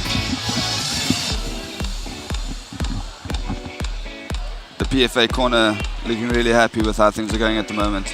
3 rounds in, and we think we can say quite confidently that Ant Mailer's taken all 3 rounds so far. PFA had a decent night out here at TFP 5. 2 wins, 1 loss. Mago Mutabi just not quite good enough to get over the hump, but showed a lot of heart and a lot of potential that should he stay the course of Muay Thai, he can develop a good career out of this. Exactly, the guys don't need to get too disheartened in the amateur and pro-am stakes. You know, this is experience. They're building up their careers. They're busy getting, you know, big platform fights. Sometimes against guys that are better than them, and therefore, you know, not getting the win tonight. But it's definitely going to make them better, increase their experience, and get them into better fights, better condition, better mental prep as well for the next one. So it's all important things to be thinking about, rather than the loss, which is, you know, the most glaring thing you see on the night. I always tell people, feel it, feel the loss, feel what that feels like, then let it go. Focus on the good things you did, focus on what you can learn, and just bring it around the next time. Make the mistakes when you're young. And you know what? Anthony Mailer has made those mistakes when he was young. In his career, he's taken losses, he's taken wins, he's taken it in his stride, and look at him now. Yeah, exactly. You would never suspected. This is a bit of a rebirth. Again, one of the comeback kids we were speaking about earlier. Don't want to put the knockers on him, but so far they've all got that win, and he's doing a great job so far. Just to, you know, he just needs to stay composed now and just make sure he finishes out these last 2 rounds in aplomb.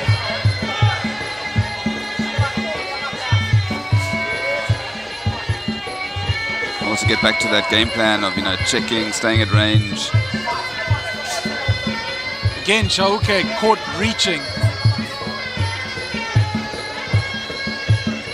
Still like to see some of those big switch kicks from Ante on the left side. Just hammer that body. Big overhand, left hand. Nice teep there. That's good timing as the opponent's coming in, just to push him off his balance, upset his rhythm. That shin clash looked like it maybe hurt Thabo more than it did and base at the time. Working some good kicks there, putting some pressure on Ant now. He's seeing a bit of urgency here from Thabo. Probably knows he's behind on the cards. His corner also egging him on.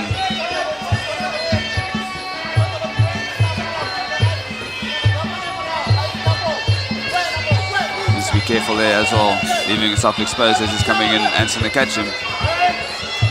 Tied up from behind by Anthony Mailer. And ending in a dominant position there. Might not have landed a strike, but as the judges are seeing that, you see, whose dominance is important as well. It's ring dominance, it's dominance in the clinch, and obviously effective striking. Mailer's also a purple belt in jiu-jitsu. He probably wanted to end that with a rear naked choke, just out of habit. Don't want to see another DQ, and don't go choking people. Rely on those punches, that stiff jab. Nice work from both guys here. Pressure in this fourth round. Seems a slight revival from Thabo, but obviously doesn't have the zing to his punches and kicks that he had in the first 2 rounds. But he's doing well, just to stay bouncing on his feet, stay light, looking for the openings, trying some flashy little tricks here and there. But there's nothing really effective or jarring landing from him, not the whole fight. Let's be honest. Yeah, and doing a great job of defending, seeing things coming. Even when he is getting hit with some shots, he's doing well to move, maneuver, and make sure that he takes out some of the sting of the punches and kicks as well. Just good ring movement, like that, for instance, a little glancing kick. It's a landed shot, but he's still busy getting the sweep in and then finding his own strikes effectively directly after that. And he still looks pretty fresh, considering this is round 4. Looking good, as we said, probably in some of the best shape he's been in his fighting career.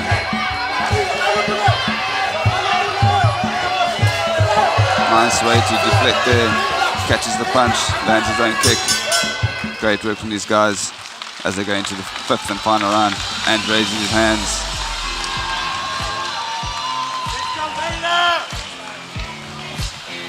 Another consummately smooth round from Anthony Mailer here at TFP 5 Full Swing. We've had such a great night of terrific action, top to bottom.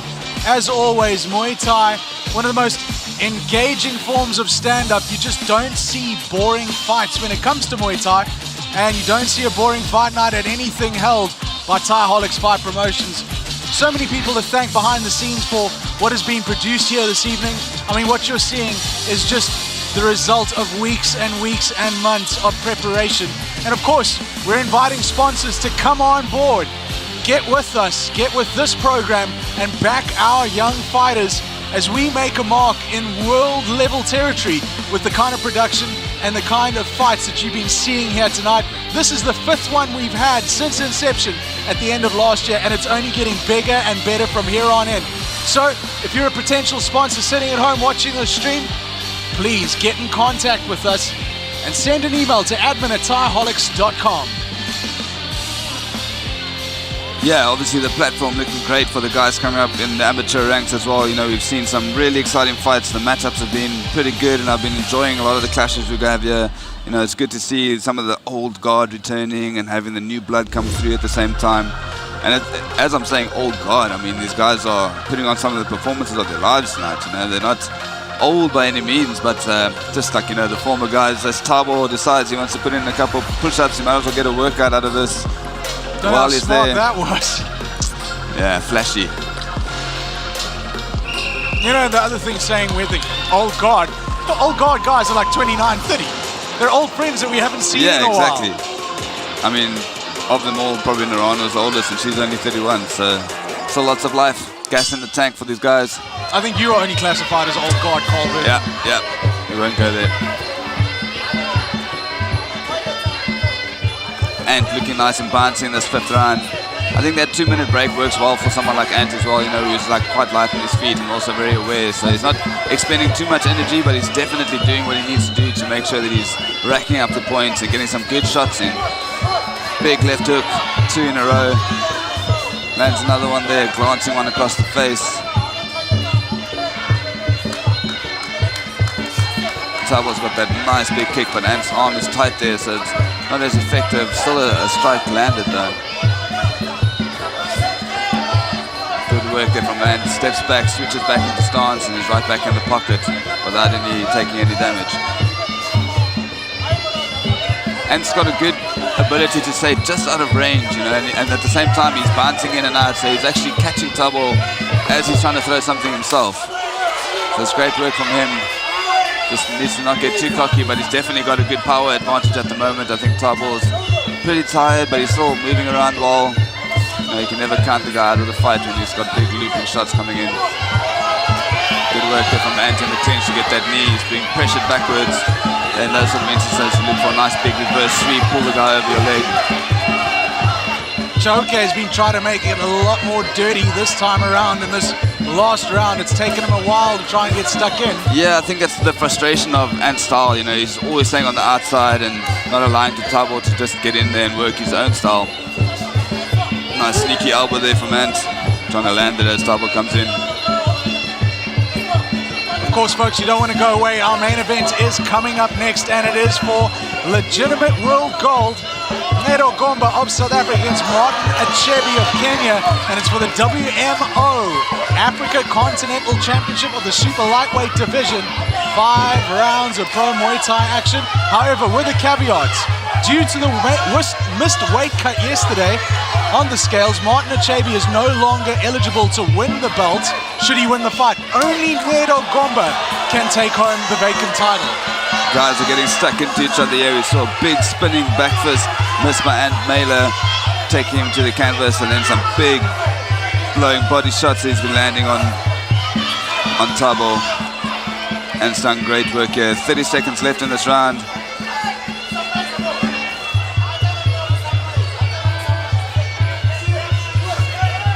Nice sneaky slip and comes in for the elbow.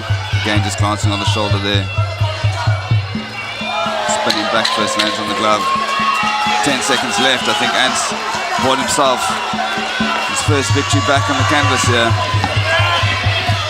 And he's still going. I reckon he could go a good another 3 rounds. Great job by these guys. Vaulted up, but still in the ring, hands raised. Great fight from these guys to open the pro section of our card.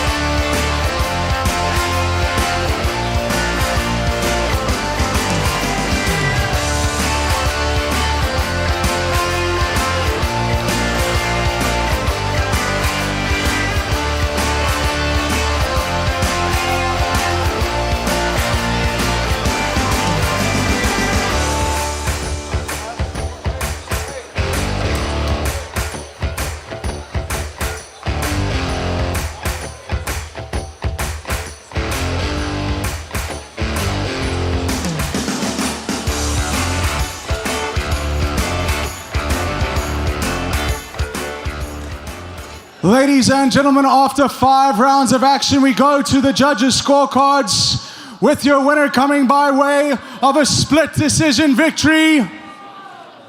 Fighting out of the blue corner, Thabo Chauke.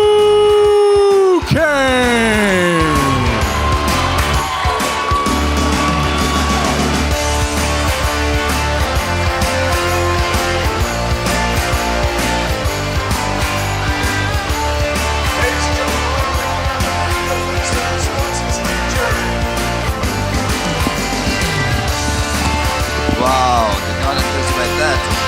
I guess the judges see something different that they want to call on. Well done to Thabo Chauke from Mamelodi Warriors, getting his first pro win here at TFP 5.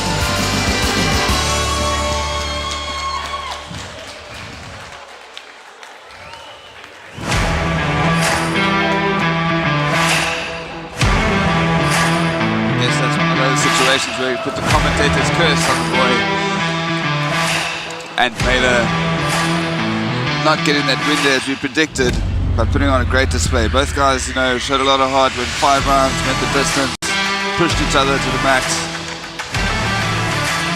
But again, judges ringside, they're the ones busy giving us the stats here, telling us who they think won that one.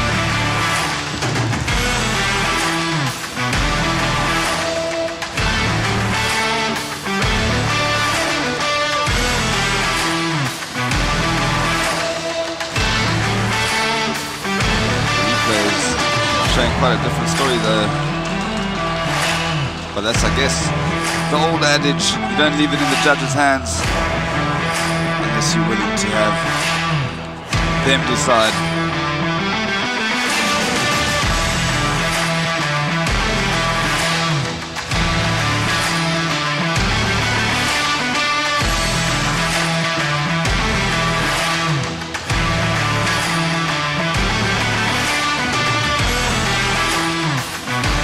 Excellent work by these guys though, pushing each other. Nice big sweep there, and doing some good work. Thabo staying light to his feet for most of the fight, playing around in the ring.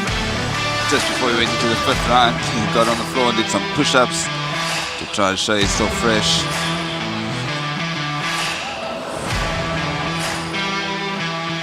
Up next, the main event of the evening.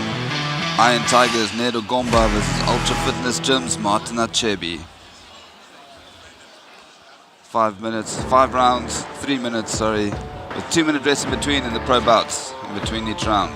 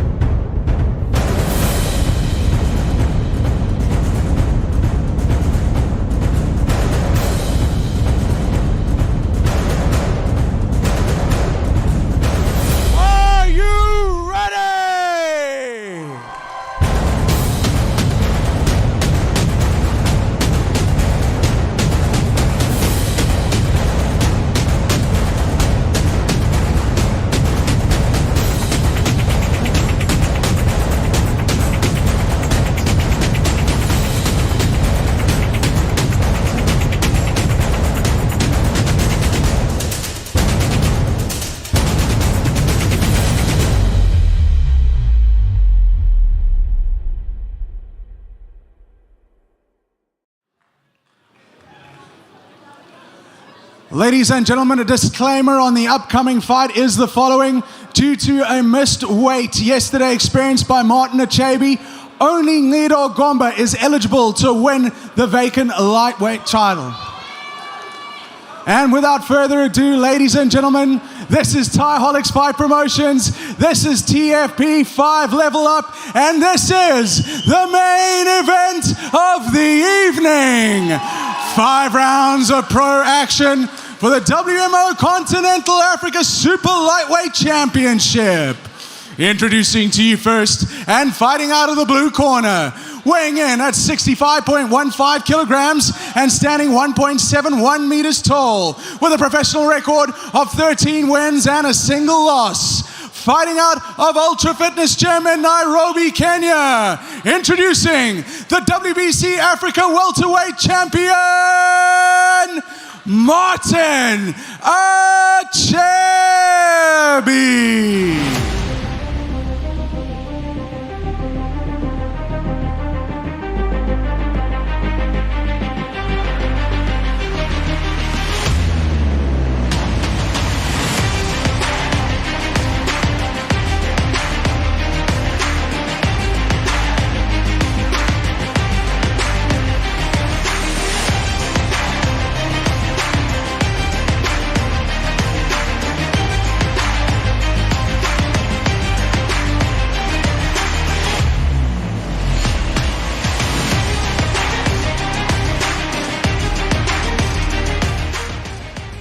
And his opponent will be fighting out of the red corner with the trunk colors of all red and weighing in at 63.05 kilograms. An excellent professional record, 61 wins, 6 losses, 2 draws.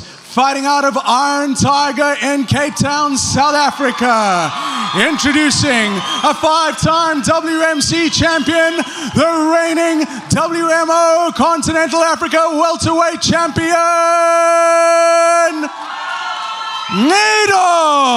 Nintendo Gomba.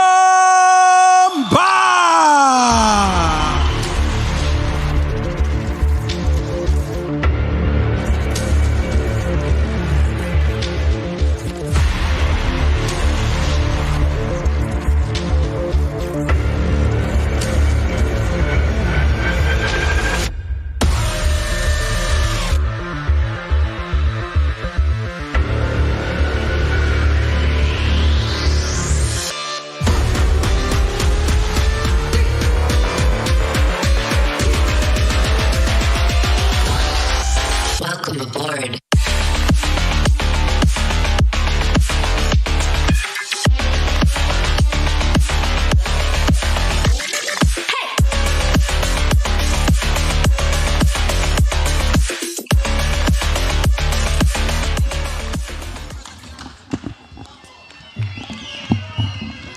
Right, as we get underway, both these guys, as we heard in the announcements, current African champions for 2 different world organizations. Ncedo Gomba, the WMO welterweight champion.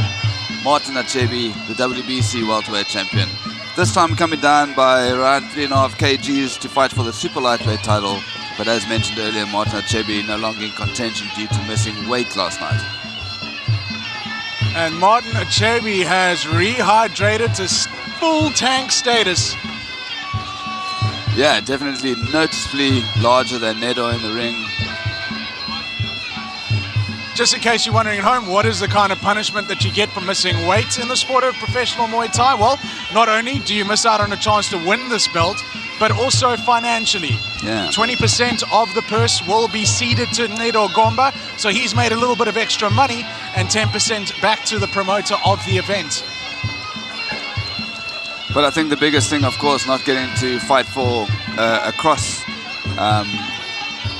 divisions, sorry. Yeah, firstly, they are both fighting out of the normal divisions of welterweight, so this is slightly lighter in the first place. But also it would have been a great chance for Martin to, lay claim to a WBC as well as a WMO title. If Ncedo gets this one tonight as well, it'll be his second one. As mentioned, he's the welterweight champion and now fighting for the super lightweight belt at 63.5 kgs, the upper limit. As he performs his white creed to the applause from the crowd.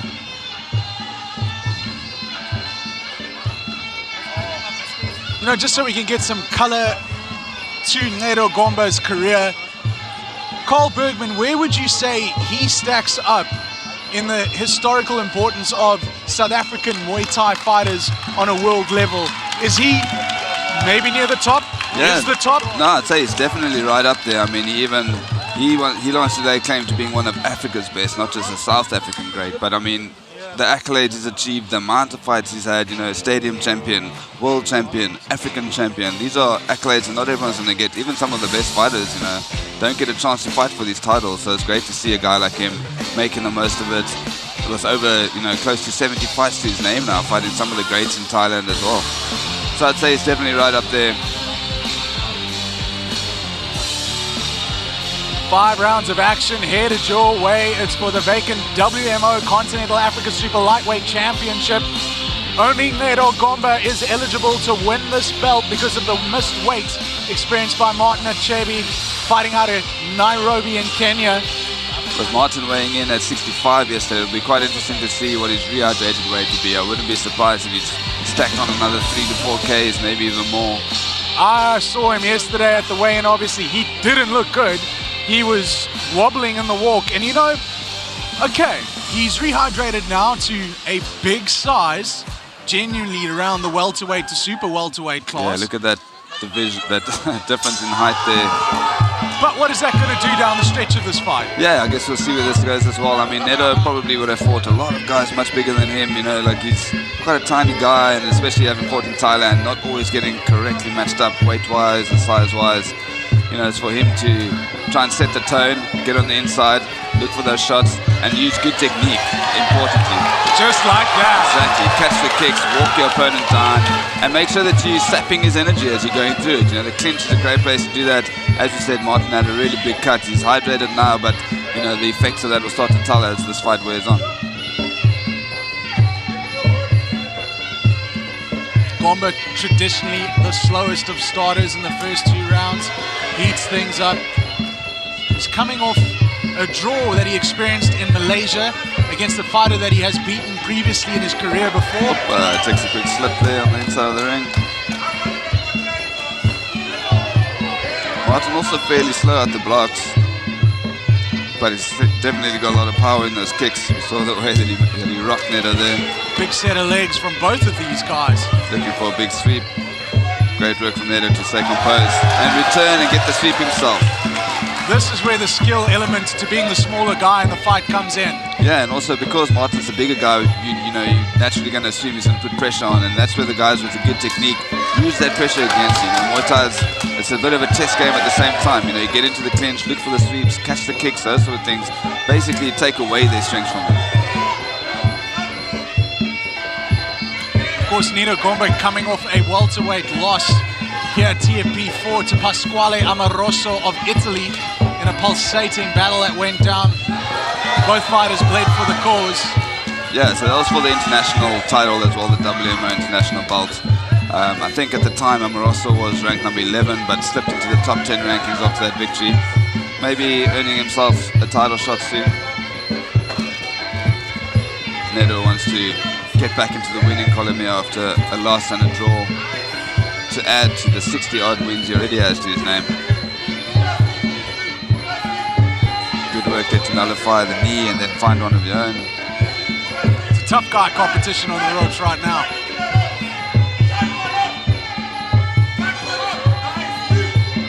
Interesting first round. I feel like I don't really want to make the calls round by round the way the last fight went. I'm as stunned as you are, my friend. Yeah, but great work from Ncedo just to, as I said, nullify most of the weapons.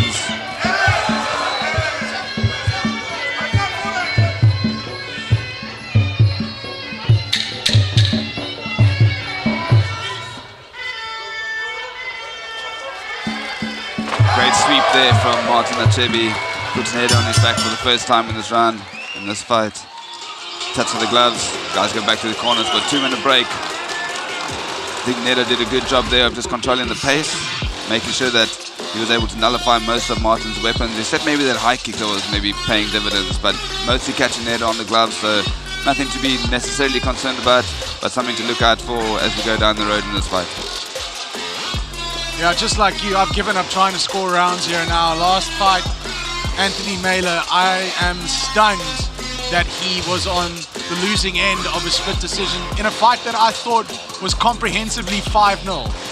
5-0 to Mailer every single round. I can't see how Chauke even got a single sniff of a round, yet somehow he ended up being the split decision winner. So, as shocked as I am, Yeah, what was quite interesting was that when Ant went back to his corner, I saw Nick mouth something that looked to me like either he was saying you're behind or he's saying like it's very close, to which I was shocked at the time, and that was going into the 4th round, I think. So yeah, I mean, as we said, this is, you know, something that judges are sitting at different angles to what we are, seeing different things, seeing lands that we might not.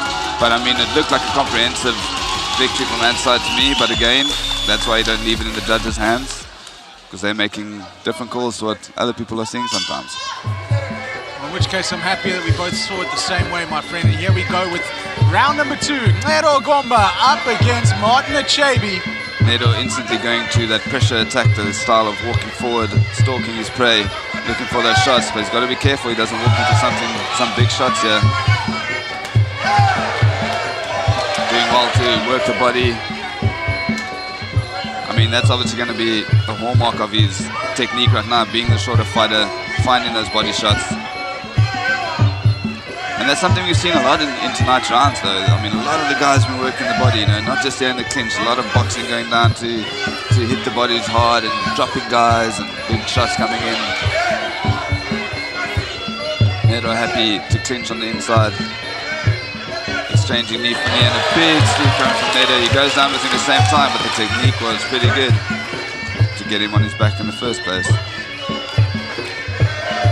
Martin getting a low Big kick right into hand. a big body kick and then eats a big shot from Ncedo.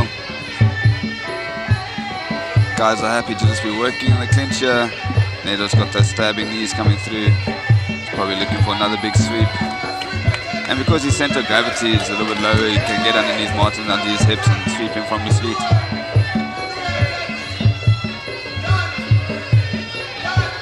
Martin also needs to be careful that he doesn't let Ncedo slip out from the clinch and look for a big elbow there. His arms are low down. You know, I really am seeing the deep nuances of what it is to the sport of Muay Thai, being new to the sport myself. But just watching how these men try and manipulate each other in the clinch is unlike anything we've seen in any of the other fights that have come up. Yeah, so that's an experience thing, you know, and obviously it's a technique thing. Not everyone goes for the clinch. A lot of guys like to stand on the outside and look for their shots, but I mean, clinch fighting is an important and critical aspect to Muay Thai that the guys need to be masters of. If they get caught in a situation where they don't know how to clinch, it's going to show. And one of the things that you do for that is just clinch. You know, if you're training in Thailand, you're probably going to clinch at least once a day, working, you know, usually without gloves. Just basically, like you said, uncovering those nuances, figuring out what happens when a person's body does a move like that, looking for sweeps like that from Ncedo, Gomba. And that looked easy. Yeah, exactly. That's experience, and he knows where the body's going. He knows where the pressure's coming from, and just looks for a quick chip. And Martin did the same to him there. You know, it's all about manipulation of those forces coming from your opponent, and then also making sure that you don't eat big shots while you're in the clinch, like a big elbow. So it's all about hand positioning. And yeah, so Ncedo doing really well here to back Martin into the corner.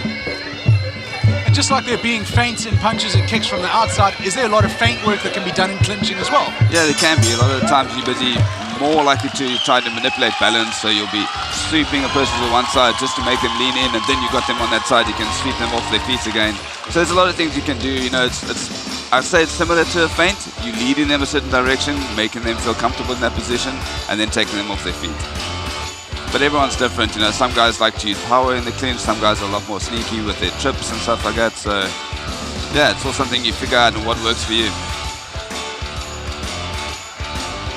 The fight so far becoming a study in the inside clinch work world of Muay Thai.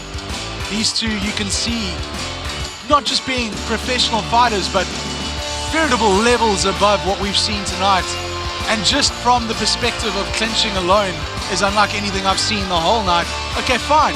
It's been a majority amateurs, pro-ams, but the difference between the pro-ams that you've seen at the top versus the pros that you're seeing right now, that's years and years of experience that you got to pick up there. Yeah, and also that these guys are happy to sit in the clinch. You know, they're both comfortable enough. A lot of the times when, you know, one of the guys is maybe better at clinching, he'll engage and then either get stuck in a static position where his partner or his opponent will just grip him tight and not do anything. So this is a case where both of these guys are willing to engage and therefore exchange blows in the clinch. They're not backing down from that and not necessarily trying to tie up. They're using it to strike.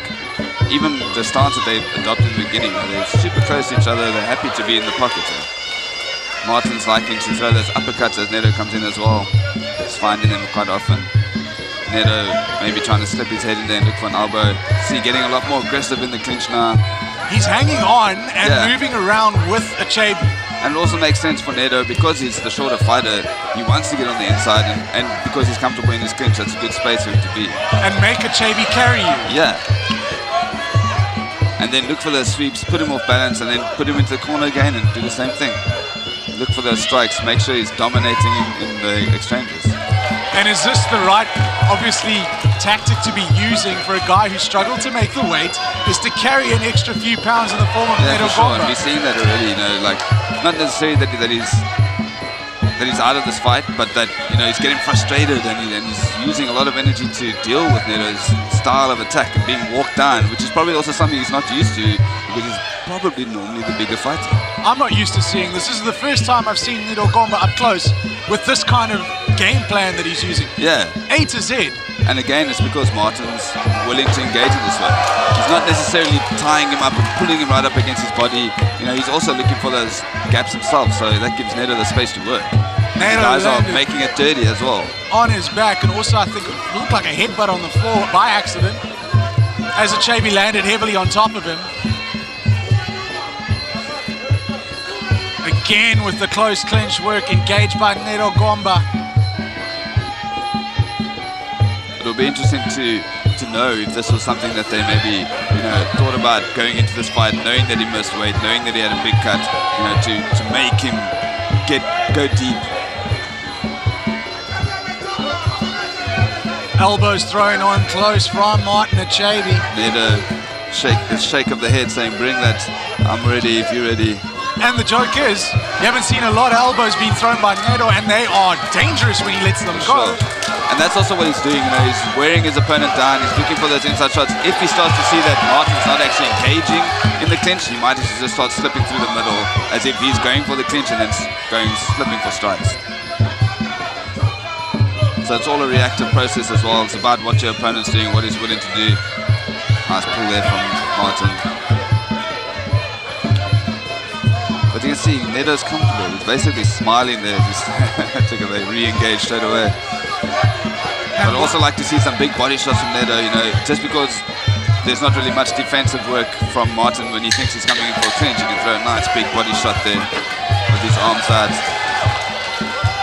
I tend to wonder one thing about Martin Achebi is being in Kenya, Martin Avery, who is also from Kenya. I'm sure these two have met if they don't train at the same gym. So he knows what knees to the stomach and clinch work is all about. Yeah. Martin Avery, when he fought here at TFP 4, was a study in inside knee work and clinch work, unlike I've ever seen before, and it's a very similar thing that's playing out right here. Yeah, and what Martin Avery was really good at as well was creating that space. And Ncedo's actually closing the space and then working on the inside, grappling and throwing lots of knees from the side, and only really throwing forward those piercing knees when he's got Martin switched around or he's pulling on him. But with Martin Avery, what we saw was he was creating the space himself, taking a step back and throwing that front knee. That's a good way to generate forceful knees. Ncedo's working a slightly different game, even though he's also, you see, there we had that example where he actually opened up and put his knee forward.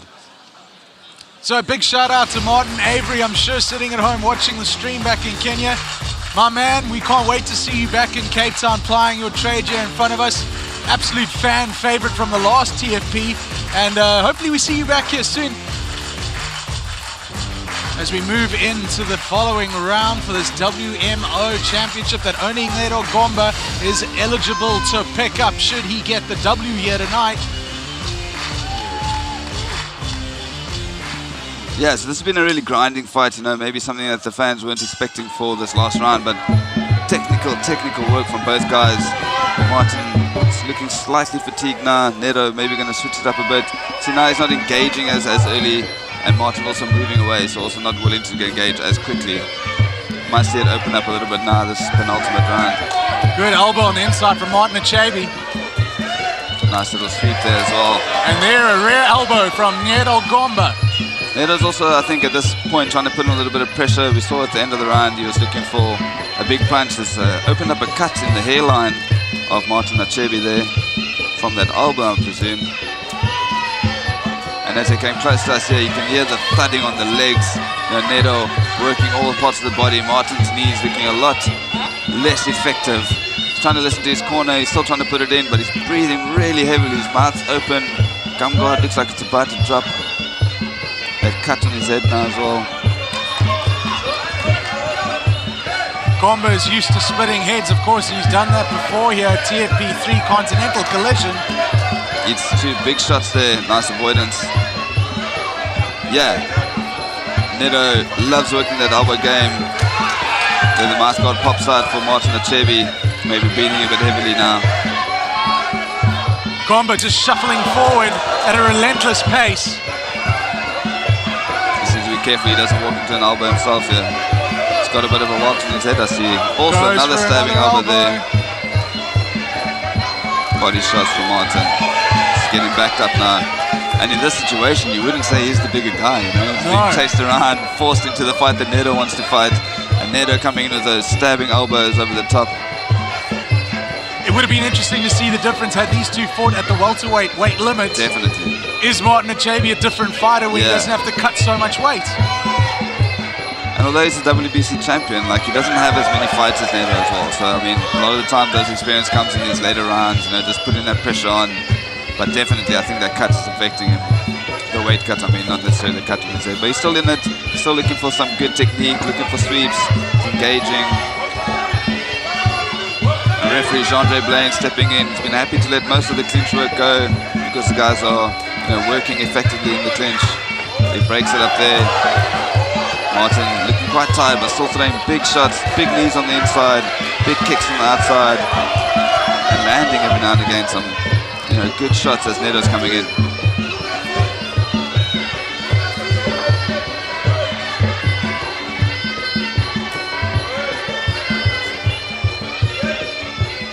Keeping him pinned with his back on the ropes in the corner. Yeah, Martin Achebi has a lot of work to do to try and get out of there, and he's only exhausting himself by playing into the whims of Ncedo Gomba. And a bit of a smothering technique as well, you know, when they do break and Ncedo's going hunting, then Martin's getting some big kicks, some big punches in. So it's, you know, quite good for Ncedo to stay inside, wear him down, break him down in the clinch, and then hopefully put that pressure on and find those strikes, like the big elbows, maybe a big knee coming off the clinch as well. I haven't seen if they've tried to, okay, they're trying to stop that cut now on Martin's head. Got 2 minutes to do it, but it doesn't seem too bad. It's not gushing.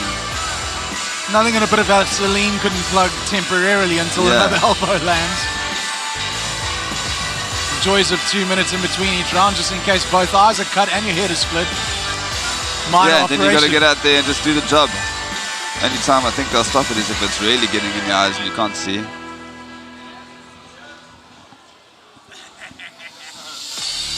It's been a terrific crowd that we've had in here tonight at the Cape Town's Grand West Casino and Entertainment World.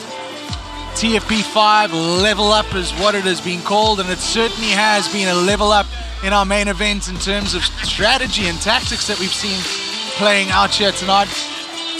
And I think when we came up with that name, the idea was that the guys who were leveling up were going to be the title contenders who had to fight an eliminator to get there. But I think what we actually saw, true to form of the name, was that the champions came and showed they've been leveling up. They haven't just been sitting idly waiting for everyone to come and challenge them. They're working in the gyms, getting better as they go, and we saw that in both of those title fights. And yeah, we have another title fight on the line as well as Ncedo Gomba and Martin Achebi get back to the fifth and final round for tonight's action.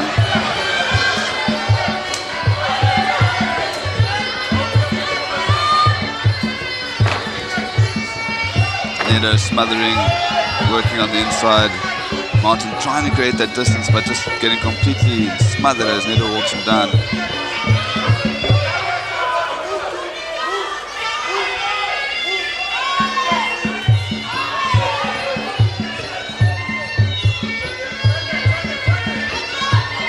Ncedo happy to play around, let Martin come to him for a change in this fifth round. Just needs to make sure he doesn't get too cheeky and eat something that he wasn't anticipating, but doing a great job of walking Martin down again. But there is a sadistic playfulness about Ncedo Gomba. He does these kinds of things when he's happy and comfortable. Yeah, when he's like confident in the way things are going and the way he's working, and maybe if he's eaten a few shots, he thinks, is that it? Is that all you got kind of thing? So I'll come forward if that's what you're going to throw. The theatrics and showmanship that only Muay Thai can show us on full display, thanks to Ncedo Gomba. I'd like to see some big kicks from Ncedo now that Martin's defenses aren't as high as they were earlier. Sneaky little feints. No, he's got his hands in his pockets right now. Try to draw out the kick, try to set up a sweep, but just got it all wrong.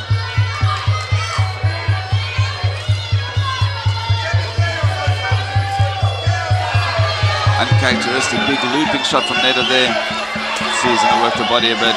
Those thudding shots to Martin's body, sapping the energy again, sapping him by grabbing onto him and clinching in the corner. Referee Ebrahim separates them.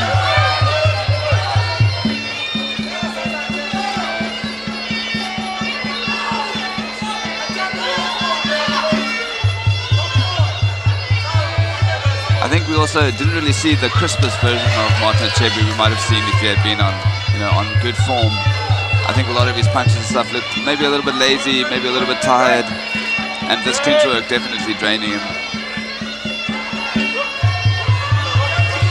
Big shot there from Ncedo late in this 5th round. 30 seconds to go. Martin replies. Big kick from Martin, landing on the glove of Ncedo. Deep, looks for a little cheeky inside trip. Ncedo comes with a big overhand himself, and the guys are back to the clinch for the final 20 seconds of this fight. Referee breaks them up. He wants to see some more action on the outside. As the music intensifies with 10 seconds to go, the Clarke rings out. Big swing from Ncedo and a miss.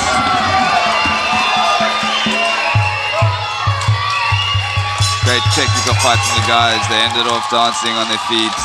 Ncedo jumps the ropes. Happy with his performance. Again, we're going to go to the judges' scorecards now. Well, yeah, as Devon makes the announcement. Who's got it?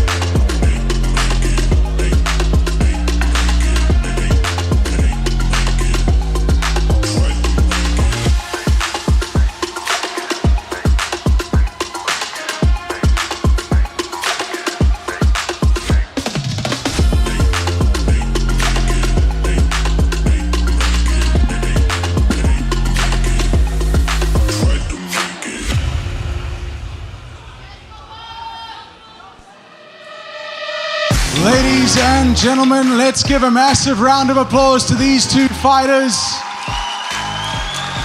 Included in that round of applause, our sponsors, Endurade, for giving a hamper to each winner that you've seen tonight. And finally, one other round of applause for the man holding the belt in the middle of the ring here, Nicholas Radley. Thank you so much for your tireless work in the sport of Muay Thai. Of course, the co-president of the South African Muay Thai organization will be handing over the belt to the winner as we go to the judges' scorecards after 5 rounds of pulsating action. Your winner coming by way of split decision victory. And new WMO Super Lightweight Continental Africa Champion, Ncedo Nintendo Gomba.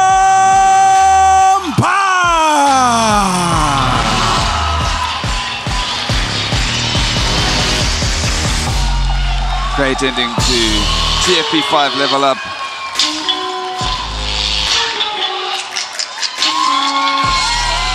Double champ, welterweight and super lightweight, Ncedo Gomba, WMO Africa champion, once again.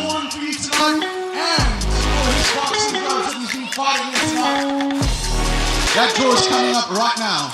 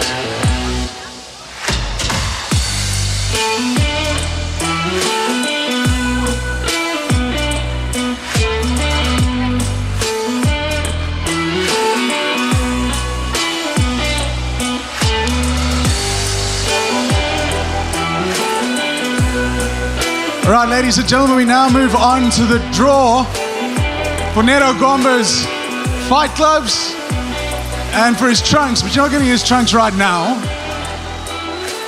Come back a little later. Nicholas Radley, you're going to be drawing some numbers from the cap.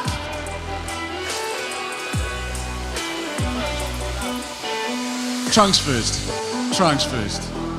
All right, so this is for his fight trunks, ladies and gentlemen. Number 1, 3, 2, 132, 132 for Ncedo Gomba's fight trunks. Do we have a winner? Just kill the music a bit. I can't hear what's going on. Do we have a winner there? Okay, we're checking number 132. No winner. Right. Back to the cap we go. 1, 4, 1. Nothing. Nobody wants his trunks. Number 6.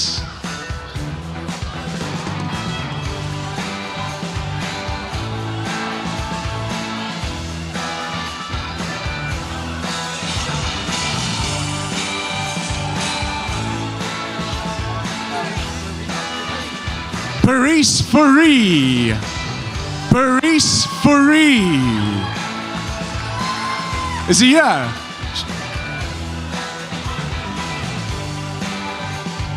No, Shane. You've had enough. All right, so Baris Fari is the winner of the trunks. Now for the fight gloves.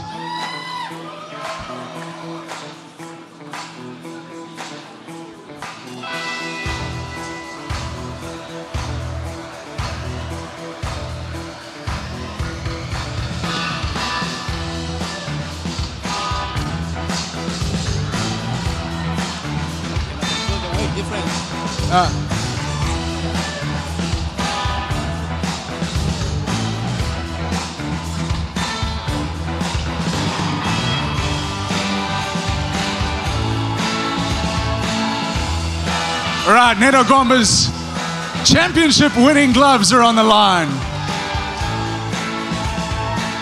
Number 67, 6'7". Nothing. Right, let's try again.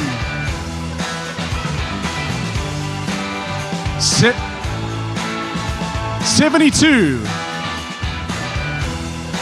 Nothing.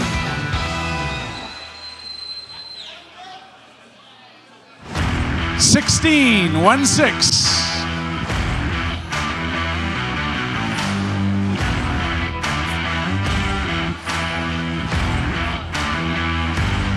Lloyd Orion. Lloyd Orion. Unbelievable.